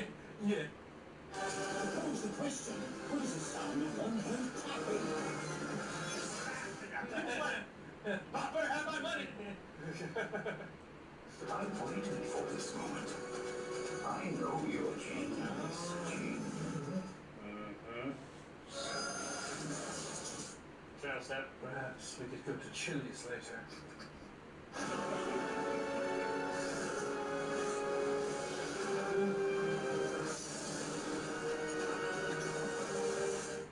This is a good use of powers. I really appreciate how they've done this. Madeline fights with me today.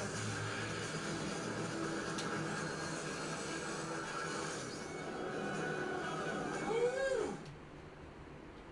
Get bound! Strike.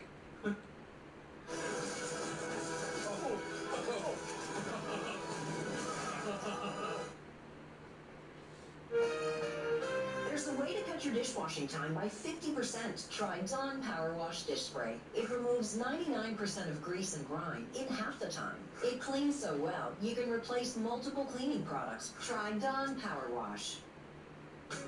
Check out the food-proof Chips Ahoy cookies. Tastier chocolate, just right texture, perfect amount of chips. Oh, good. You're skipping the blabber. That's the Wolverine action figure that I had, that suit. I said sorry. Spirit Bomb. Oh, how I've waited to say these two words to you, old friend. Shut up. Xavier's brides have breached the base. We must retreat.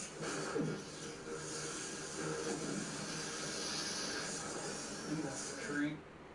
Oh, nice try. Know your role, mutant. The snake-like Sinister would never risk his life for another.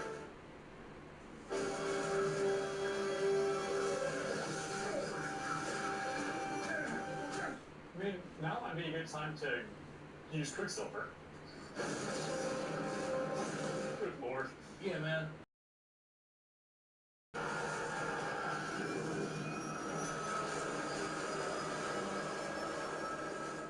He'll be okay. My writhing thing of chance.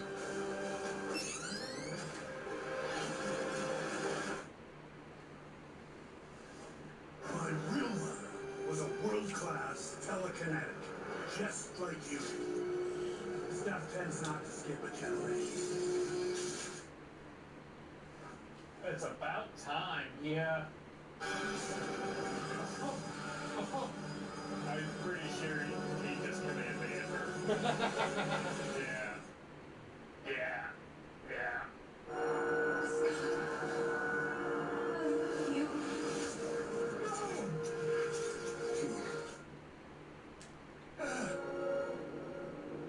This nigga soul, bro. I still can't stop thinking about this. This nigga soul.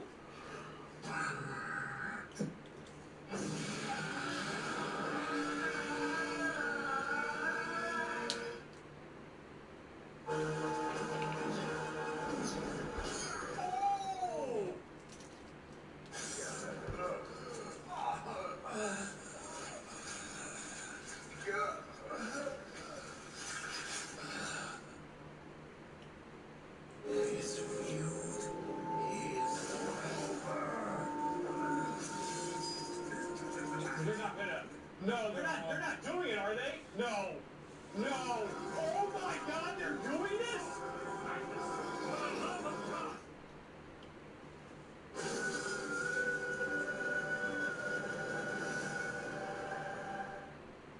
No! Are you?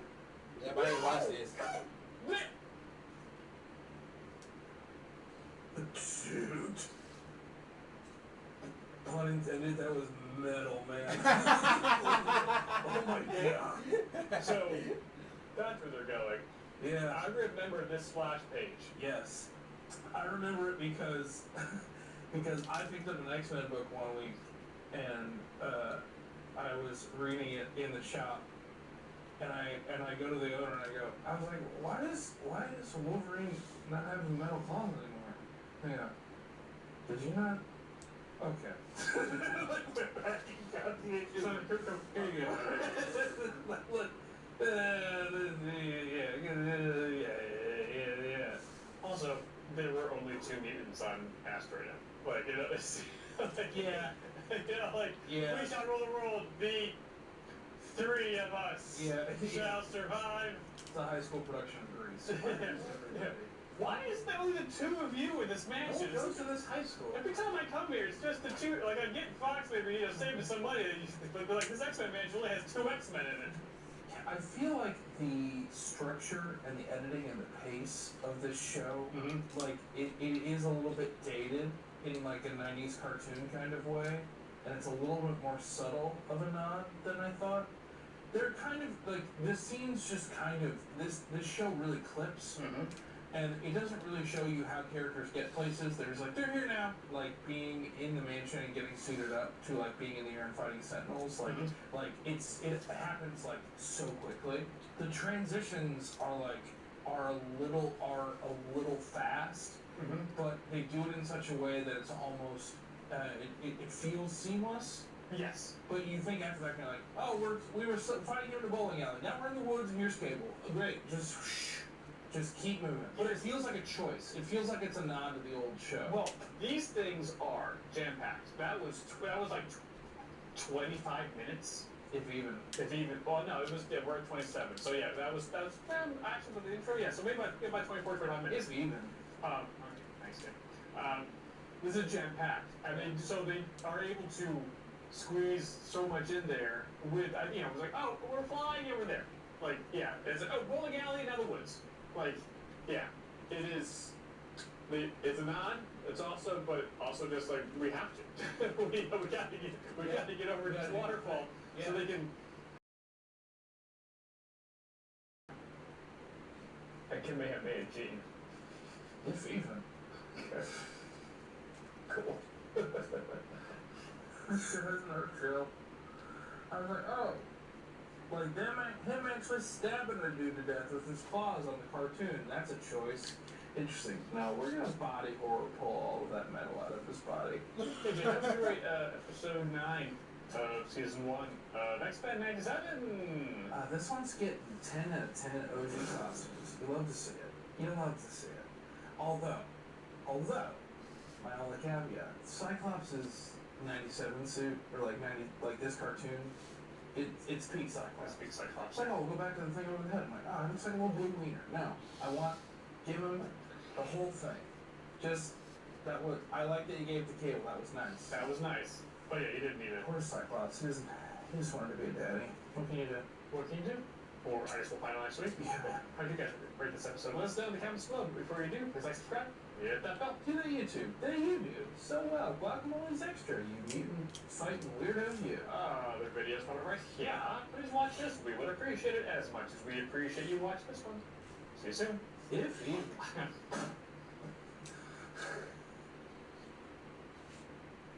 Zaxby's now has fried shrimp, and it comes with all new Zax tail sauce. Can I get a? Let's get to work.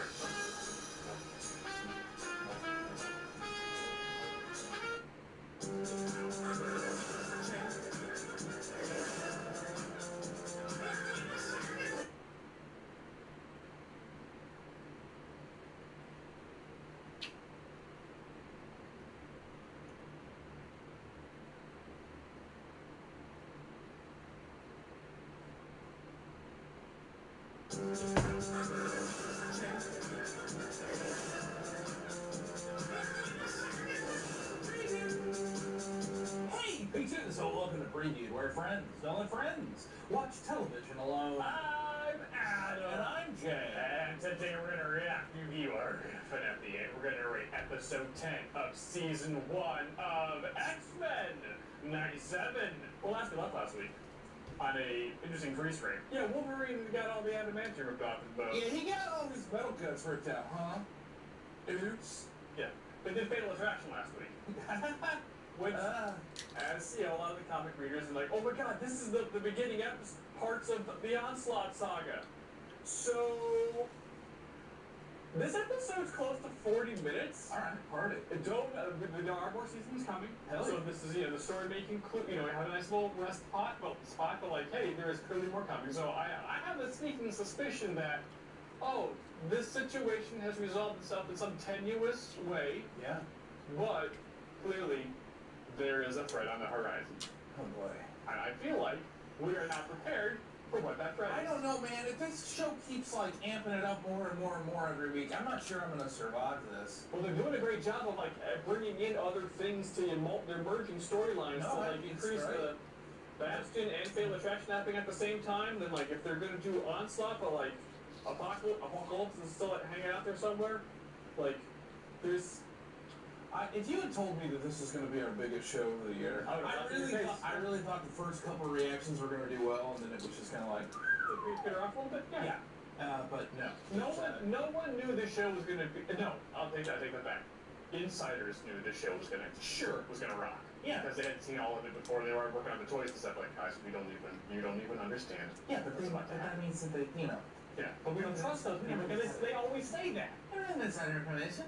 We're the goobers on the outside.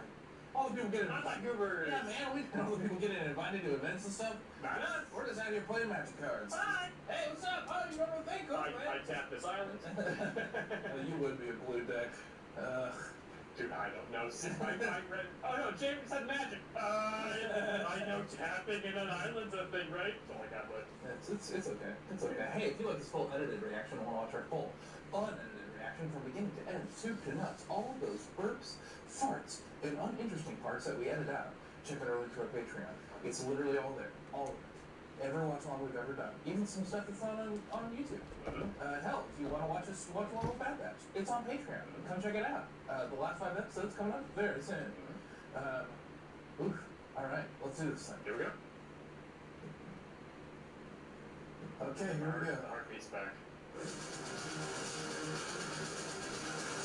Better enjoy this one. Flash forward to get a little bit. So when you're digging, this show doesn't pull any punches. Take your punch up, 'cause here comes the Wolverine and X-Men. Magneto pulling the metal out of his body, and here comes our friend outside. The X-Men. This show has no right to be this good. This show is a joke, and now it's awesome. X-Men.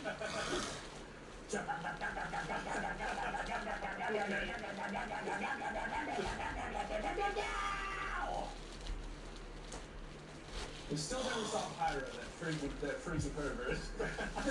We didn't see Pyro. Never saw him. Never saw Pyro. Saw Block for a hot second. What? Block was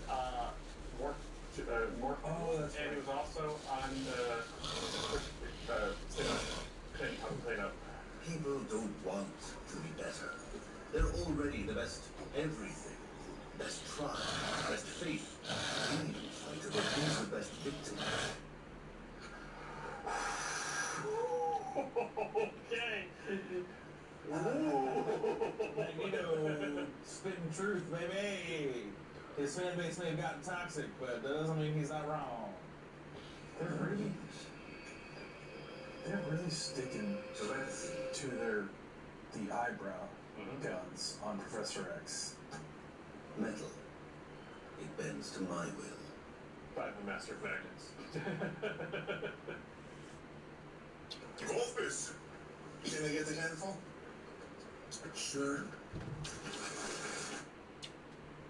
Alas, my new friend, in my experience, minds are far harder to bend than metal. It's your mom. Time to come home. You can hang out with Charles tomorrow. Dinner time. And Logan. He meant to murder me. He stabbed me. Remember, they went all the way through.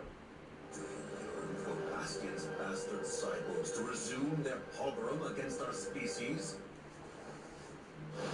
Such psychic penetration risks leaving both our minds shattered. So be it. Let's hang out here for the rest of the time. Yeah, that'll happen to that. Yeah, it's gonna be fine. Yeah, It'll be perfectly fine. Heed what happened when my village used reason while others used tanks.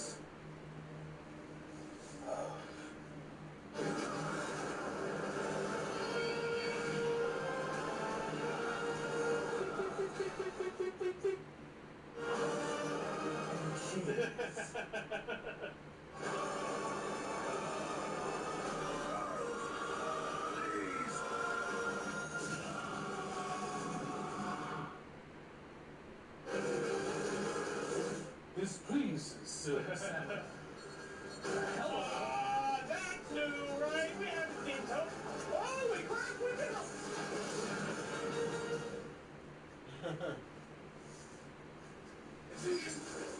Hey! And that's just them being good. Everyone's here. Everyone's here. Your creations are prisoners, held hostage by ignorance and coercion. Oh, get bald, beast. None choose to be born, Master. That's why we must never begrudge the being. Did you just try to appeal to my humanity? Hey.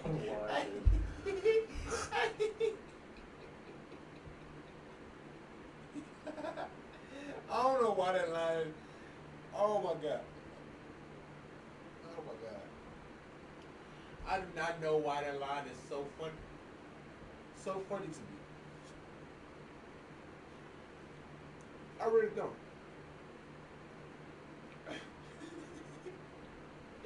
And look, bro, Storm was so serious. Did this nigga really look down, thought about it? Like, wait a minute, wait.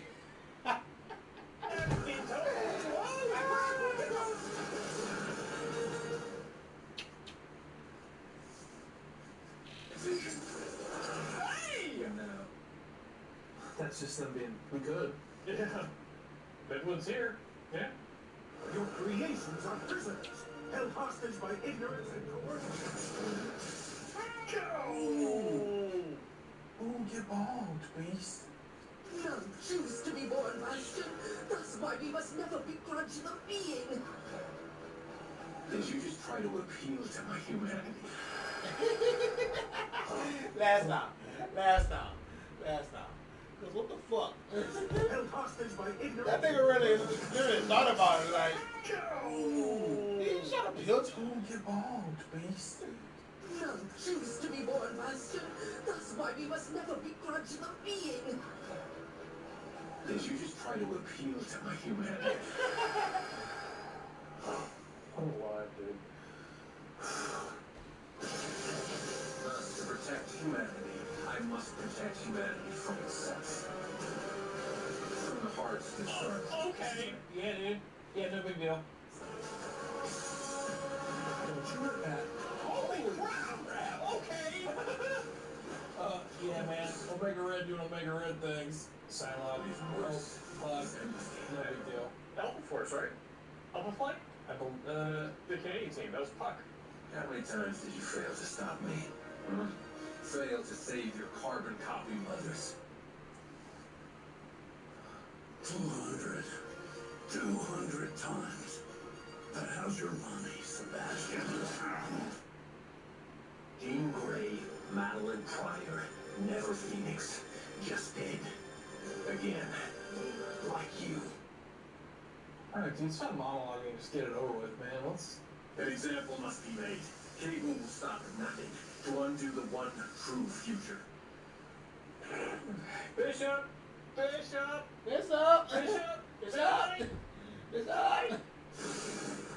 you two should have listened to what Time's got to say about my mom. I'm sorry.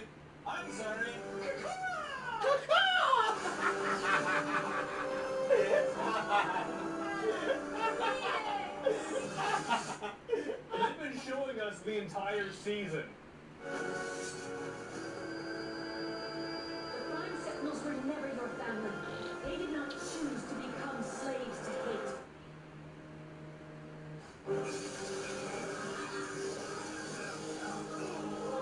Dagger, man. So this mutant DNA you stole to stay duct taped together. The Phoenix burns away the obsolete, the underbrush of our fears and insecurities.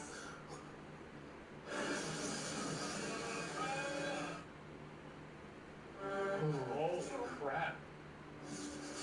Looks the same to me.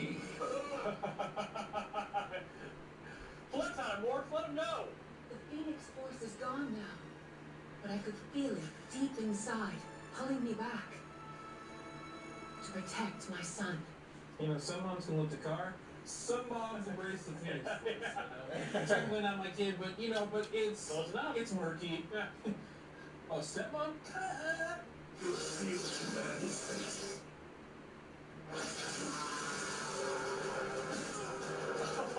It's beating it with his own arm. Holy crap! Why are they letting him do this? Yeah. He just used his future arm. Okay. Alright. I will tear them from the heavens. Power goes on and these two go lights out. I'm sure everything's fine there, right? Everything's fine. What?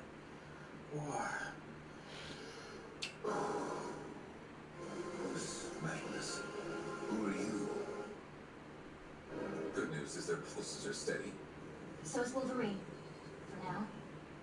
He'll be fine. Don't you dare break her heart. Be the best at what you do. Heal. Here. Gene, Scott, come in. Professor. This is a party line? Magneto put us in this mess. We won't lose you again. In order to save the world, we must not lose him. Professor. He's my ride or die homie. He's my ride or die homie. More than unstoppable. Bastion is the future incarnate. Oh boy. Russell, would it kill us just to get a Slack channel? Not So that. it's No. We both know how this will go for me. Like, just learned my powers yesterday. So, well, you know. So I'm the back line. Odds may be bad, but the cards are always in the X-Men's favor.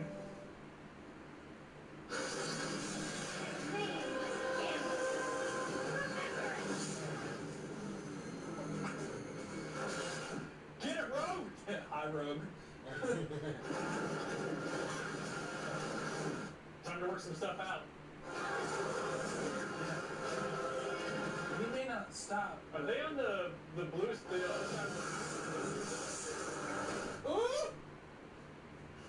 Oh wait, no, this is where they fought the Phoenix with the for Jean's life. There are ruins and stuff. That's a good guess. I didn't say it wasn't. No, I don't know if I'm right. That's pretty good guess. It's like, you don't need to get self-conscious. We're reactors. We don't have to know everything.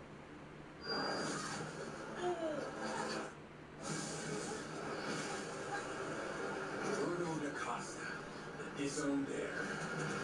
The name's Sunspot. Yeah! No, baby. The sky is on fire. Leaders are working fast to avert this mutant doomsday. Why is everyone on the street just looking up? What, are you trying to go to H&M or something? Like, get out of there. Vote yes and do best pray our children read their textbooks more than their Bibles. For only history could be conned into forgiving us. We know next to nothing about Asteroid M. This could do more harm than good. Oh crap. Oh crap. Oh no. That's not great. Nobody listens to Steam. These waters, they're so cold. This is the dark pain you've carried inside all these years. It also carries us to others who are fighting their own current. Yes, we could be the pirates of dark Did you water see- together. did you see those two in the I saw background? those. Quicksilver and Wanda, yeah. I'll drown. I have you, Magnus. I'll always have you. Even if I'm pulled under too. Together, we will resurface. Wasn't it? It was. They took them. Oh my god. Look, they just know this nigga's gonna come out a whole different demon. It's funny.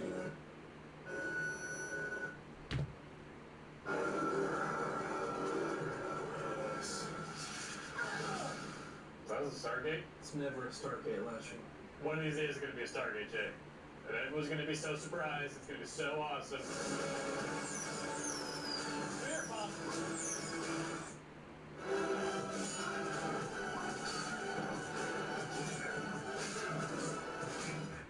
The slow music is...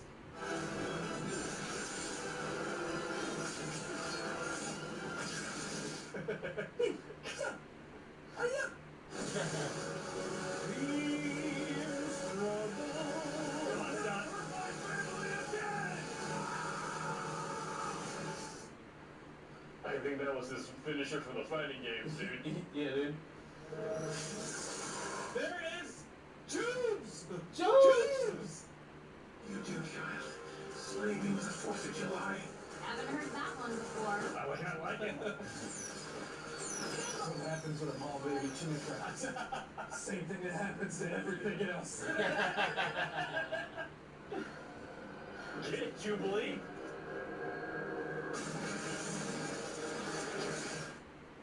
He is showing some wear and tear. He's starting to blinker in a little bit.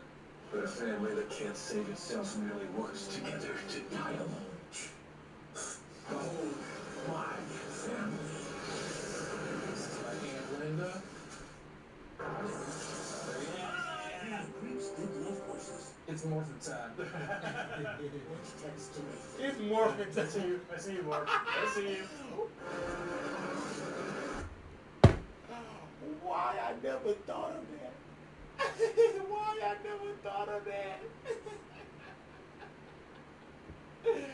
Bro, they just released their 10th episode, their final episode of the season. And I never thought of it's morphin' time. Bruh. Bruh.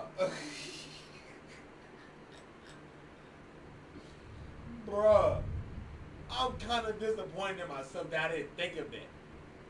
And a nigga be watching Power Rangers damn near every morning. Like what? It's morphin' time.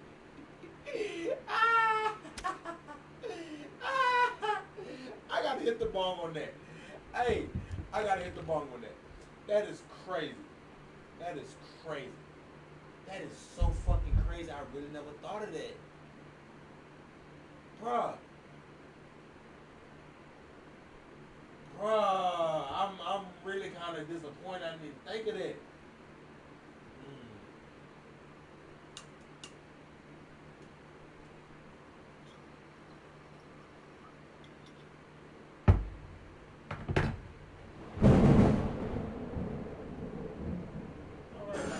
Torpedoes. Give that center prize. Hold on, I don't think I want that. Families say themselves merely works together to die alone. The whole Black family. Aunt Linda.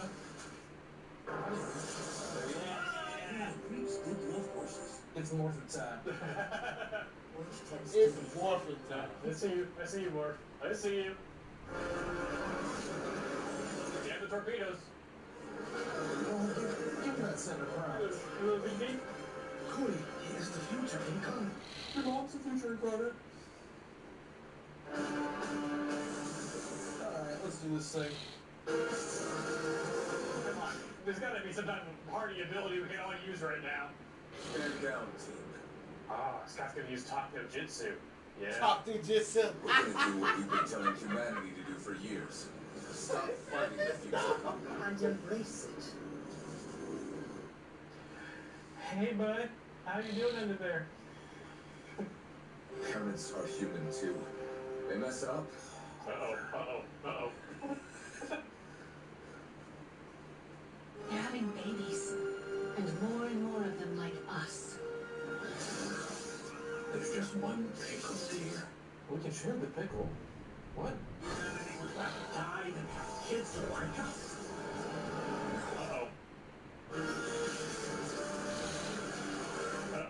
Well.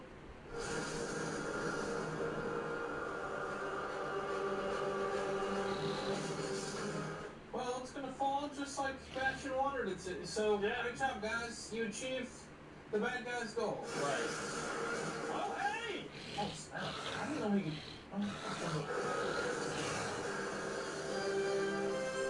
How am I breathing right now? How am I also not being melted? We're in the highest part of the atmosphere right now. It's gonna slow. They can just slow. They can slow. If they can fly slowly, yeah. It depends. You slowly come back. Let's go back and try blowing this place up with my blasts. My blasts. My blasts. The odds remain reckless. But if we all work in perfect unison, Are you saying teamwork and friendship's gonna win the day, Beast? Yeah, dude. Get him. I ordered that smash burger hours ago. I don't know what it is. those legends really didn't do my folks justice. Cool, man. They're good eyes. And now they're yours. I love you, son.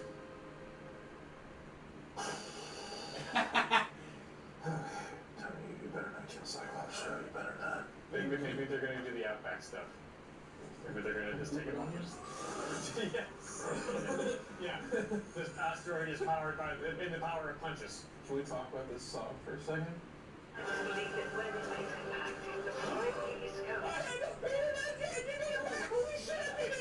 Wait, what? Wait a second.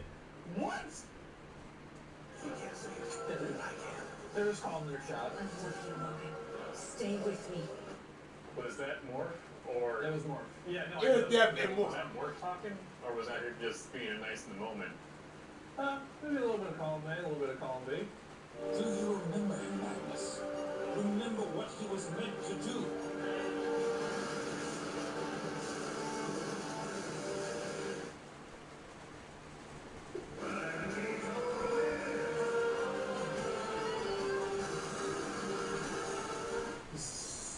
This is The greatest thing in Marvel's ever done ever. this is so nuts, dude. This is so nuts. So nuts. I didn't understand it's a meteor. It kind of looks like a big crew. Oh, the little big And see, the fact that they're not even reacting to what the fuck just happened right after that is crazy. Cause nigga, once I saw that shit and I didn't see them motherfuckers in the sky no more, I was like, bruh, I know they ain't do no fucking light speed travel, you know, like you would have saw the lines, you know, the pew, you know, type shit. That shit vanished out of the fucking sky. That shit vanished out of the sky. So you can't even say, oh, it was somebody who didn't try to go somewhere to get some place. No, like, bruh.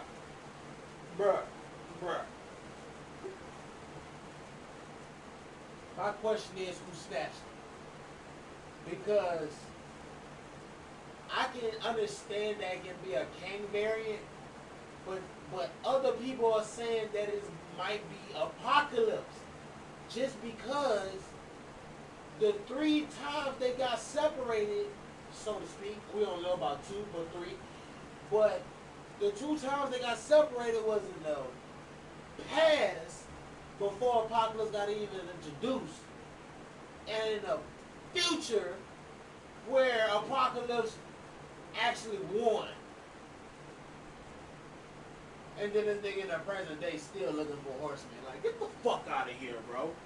Like, come on, bro.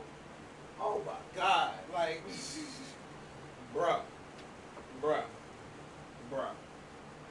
Only 4 Horsemen I know is Ric Flair, Arn Anderson, and all them other folks. 4 Horsemen. This nigga about to have death. I mean, this nigga finna have Gambit as death.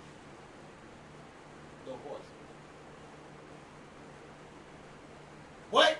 Let's get back to that.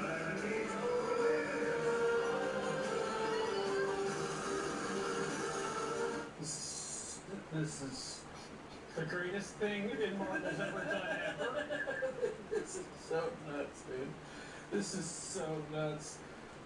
I understand. I understand it's a meteor. And yo, soon as he got that bitch back in orbit, soon as he got it back in orbit, that's when that shit vanished. Cause you saw this nigga stop using his powers before the fucking thing vanished.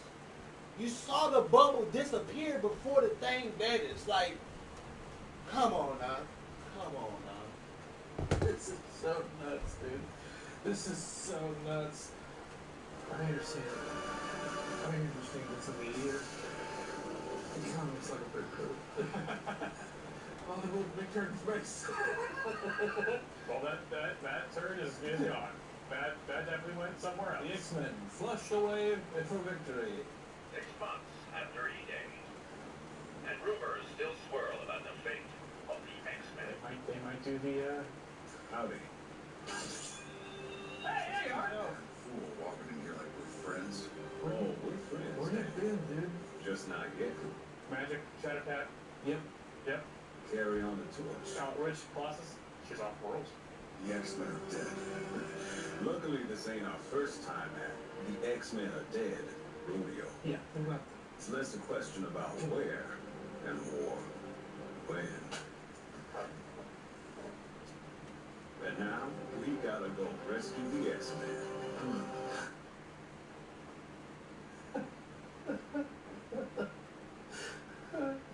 does this say? Get picked up for season 2, basically. Immediately.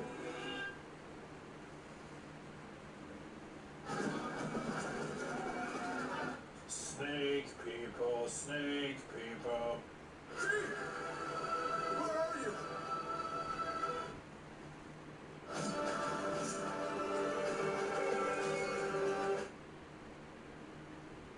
You may call me Mother Escani, leader of Clan Escani. I sense no need to be afraid.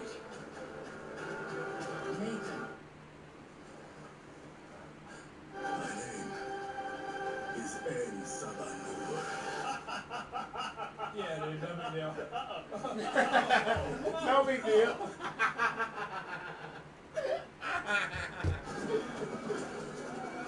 No big deal. Snake people, snake people. Where are you?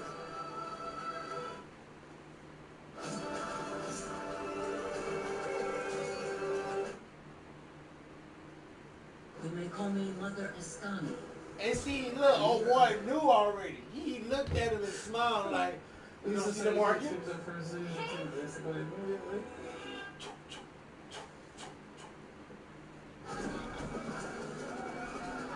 Snake people, snake people. Where are you?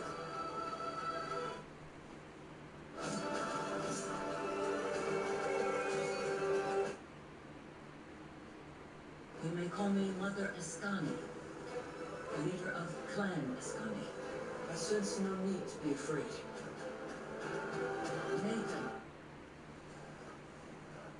My name is En Sabanur. Yeah, dude, no big deal.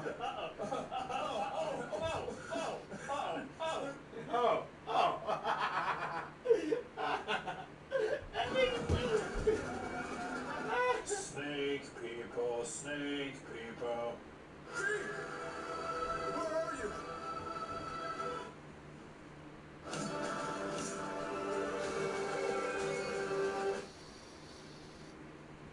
You may call me Mother Escani, leader of Clan Escani. I sense no need to be afraid. Nathan.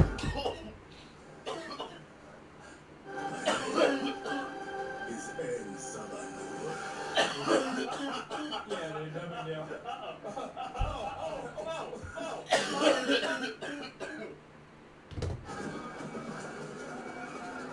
Snake people, I was not expecting snake this, dude. people.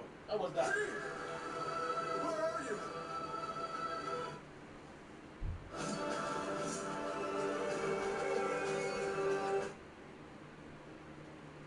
You may call me Mother Escani, leader of Clan Escani.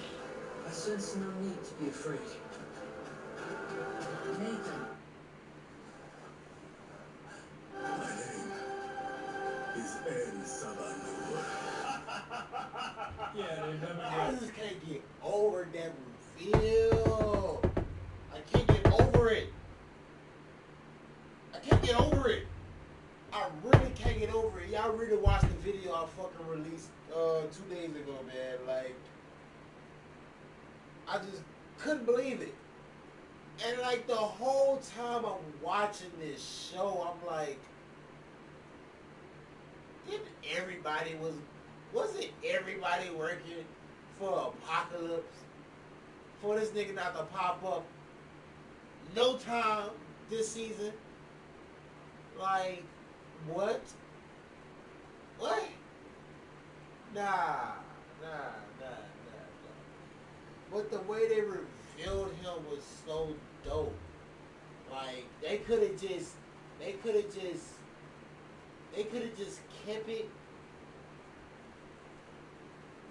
They could have, real life. They could have just kept it when they revealed present day Genosha. And they showed him picking up the Queen of Hearts card. Basically foreshadowing Gambit to become death. Like, they could have kept it as that. They could have ended the season. They could have ended the season like that. No post-credit scene, real life. Because that was the post-credit scene. That didn't even have to be a post-credit scene. Real life. They could have kept that past and future shit. But no, they knew that, oh, this, if we release this in an episode or two, this is gonna be so complex and compact. Yes, they figured it the fuck out. So that's why these motherfuckers put that shit at the end, then they put the present day as a mid credit. And that's dope. That's dope. I love the reveal. I love the reveal. I love the reveal. I love the reveal. Like, definitely the past one. Cause they ain't really established what the future was, but you put two and two together. You know, I had to figure it out from a breakdown video, but still. I like the way they reveal the past. Cause you just got this nigga looking like a freedom fighter type shit. That's what you gotta look like, unless they was just trying to kiss their first mutant or whatever they knew he was a mutant, but he was still good. He was still good. And the fact that I don't know how the time stream or how the time stream will work or how the timelines or branches, whatever will work, but how this gonna turn out if it turn out to be good since the X-Men encountered him instead of him going down his path without meeting the X-Men. Like,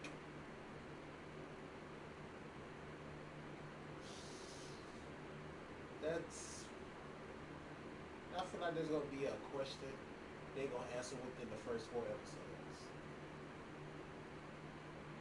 Got to. The fact that you ended right there, you gotta pick up where it left off. You can't do that shit like when the fucking asteroid disappeared. You talk about, oh, it's been 6 months after E-Day. Like, what? 6 months? Like, no, you can't do that. You gotta pick right the fuck up back where you left off at. Past, present, and future. Now the question is, which one would you start off first? Real life. Real life. What was more intriguing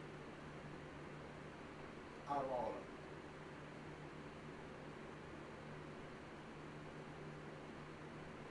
them? One that's probably not even thought about, what the fuck is Storm, Morph, and Wolverine? Wait. Anyways, that's not included. Anyways, but yeah. Anyways.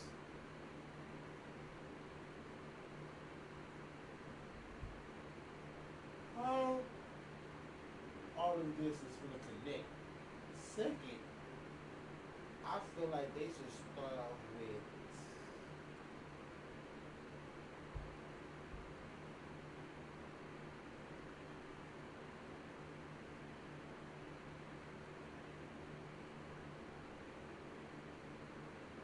I feel like they're gonna start with the future first, probably like Apocalypse or some of his forces attacking type shit.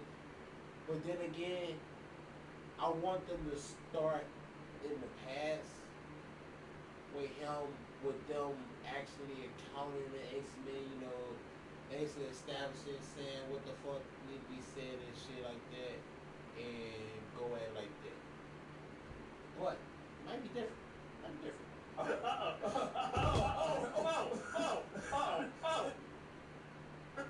Leader of Clan Ascani. I sense no need to be afraid. Nathan. My name is En Sabanur. Yeah, dude, no big deal.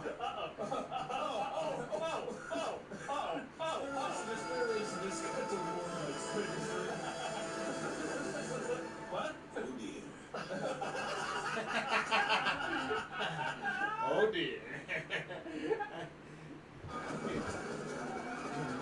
Snake people, snake people.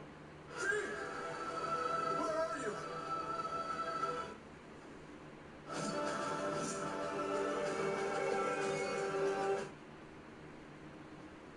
You may call me Mother Ascani, the leader of Clan Ascani. I sense no need to be afraid. Nathan. My name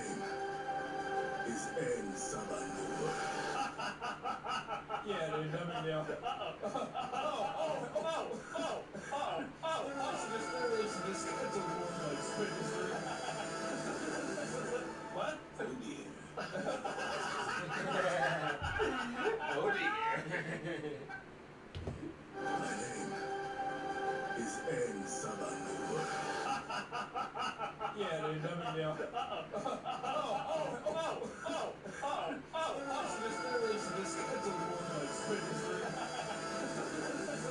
What? Oh dear.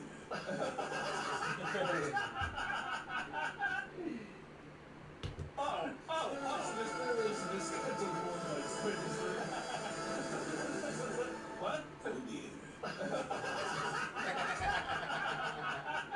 I'm sorry. I'm sorry. That's the perfect reveal and the perfect ending. You may call me Mother Ascani, the leader of Clan Ascani. I sense no need to be afraid. Nathan. My name is N. Sabanur. Yeah, dude, dumb deal.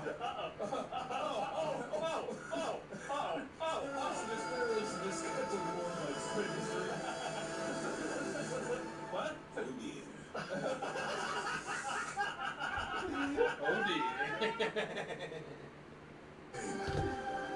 Is N. Sabanur. Yeah, dude, dumb deal.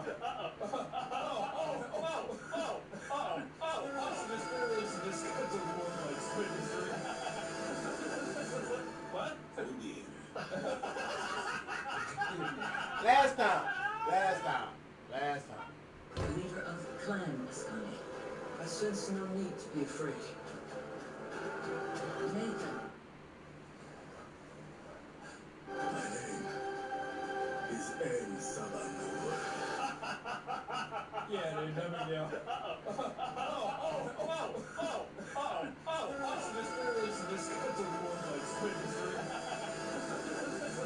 What? Oh dear.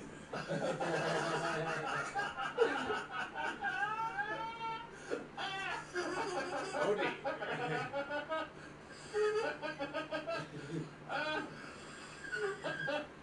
Just click. It's like, oh no, it's going past 11 to 12:13. Oh god! Just put a crank on it at this point. Just. What? Meanwhile, back to Genosha. So much pain, my children. So much death.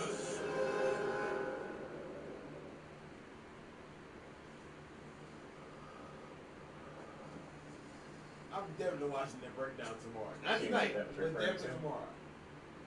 Definitely Well, I knew tomorrow. that was. Yeah. Because what the fuck?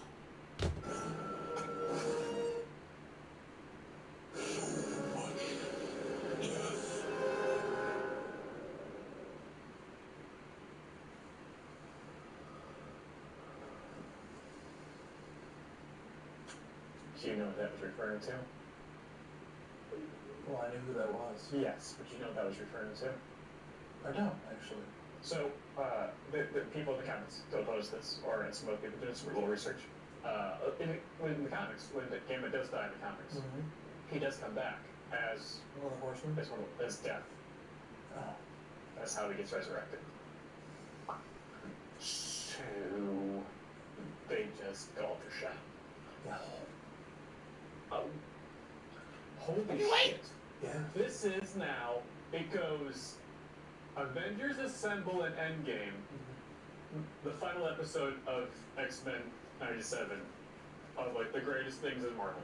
Yeah. That was astonishing. The level of universe of just how many character moments and the just the good dialogue of like this thesis statements. Yeah. And like, but not hand-handed. It's just like, you know, man, this is what this is about. It's existing in the bigger ideas. It's not getting bogged down too much in like the interpersonal relationships totally. It's giving them their due to a certain degree, but it it is leaning on what succeeds about X-Men in the grand, like, philosophical debate of mutant kind and what that means. The X-Men standing down and not just murdering Bastion just because they can is, yeah, that's it, man. That's it. And on top of that, they all had lips. They all had lips. They all had lips. You know who had lips, Jay? Apocalypse had lips. Yeah, man. Peter Parker had lips. Mary Jane, back from being screwed up a multiverse, had lips. Daredevil had lips. I assume Tony Stark had lips underneath his helmet. Yeah. The Cloak and Dagger also had lips. The underpinning of all of this, T'Challa, from a side character like Phil footage, was good if we wanted to. Would you like us to make more of the X-Men or the Spider-Man cartoon? Would you like that? Would you like a Cloak and Dagger show that's actually good? Would you like an Avengers animated show? This is one of the coolest things I've ever seen. So much better than it has any right to be. And they set up Onslaught, but they didn't actually do Onslaught. So that could, they could just pull that card later if they want. Yeah. We're gonna do some other weird stuff. I guess, because a lot of people said, this show has been so popular that, like, extra information has been just surfacing on my YouTube feed and all sorts of stuff, and everyone's just talking about, like, here's all the amazing stories they could do. Yeah. It's just, but, like, there was an Outback, Steakhouse? Yes, Blue Onion. It's Scott's favorite. Yeah. Period. Where, like, the team was gone. And somewhere else, and they needed another team to fill in and try to find them and stuff. I was like, oh, they're doing that here. It's like just it's like no rules, just right. Here at X-Men. Yeah, man, I get it. Yeah, that's good. And also, like, this is like not to metagame this at all. This is good. Like, this is the kind of show we as reactors like covering. You know what I mean? Because like this mostly lives in the big moments and the big, like, this is a water cooler type of show. Yeah, this is like on television. We're having a lot of fun putting out these reactions. I would never trip on it if I had him. That's my trash, you the man, so you bagged him. I'm a savage, classic, bougie, ratchet, sassy, moody, nasty, acting stupid. What's happening? What's happening? I'm a savage, classy, bougie, ratchet. They'll be able to pull it off. Just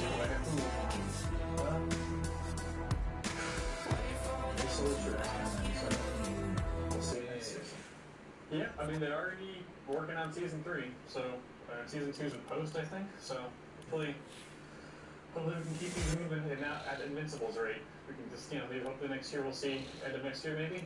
Yeah. See the next season of this. The X-Men movies and the MCU are in trouble. To live up to them. Oh my God, the gauntlet is wrong. Hey Jay, how would you rate the season 1 finale of X-Men 97? Yep, I'm not from 30 my home, about to get the fuck off and get my breath swallowed. Cause you're lit. Yeah, I know.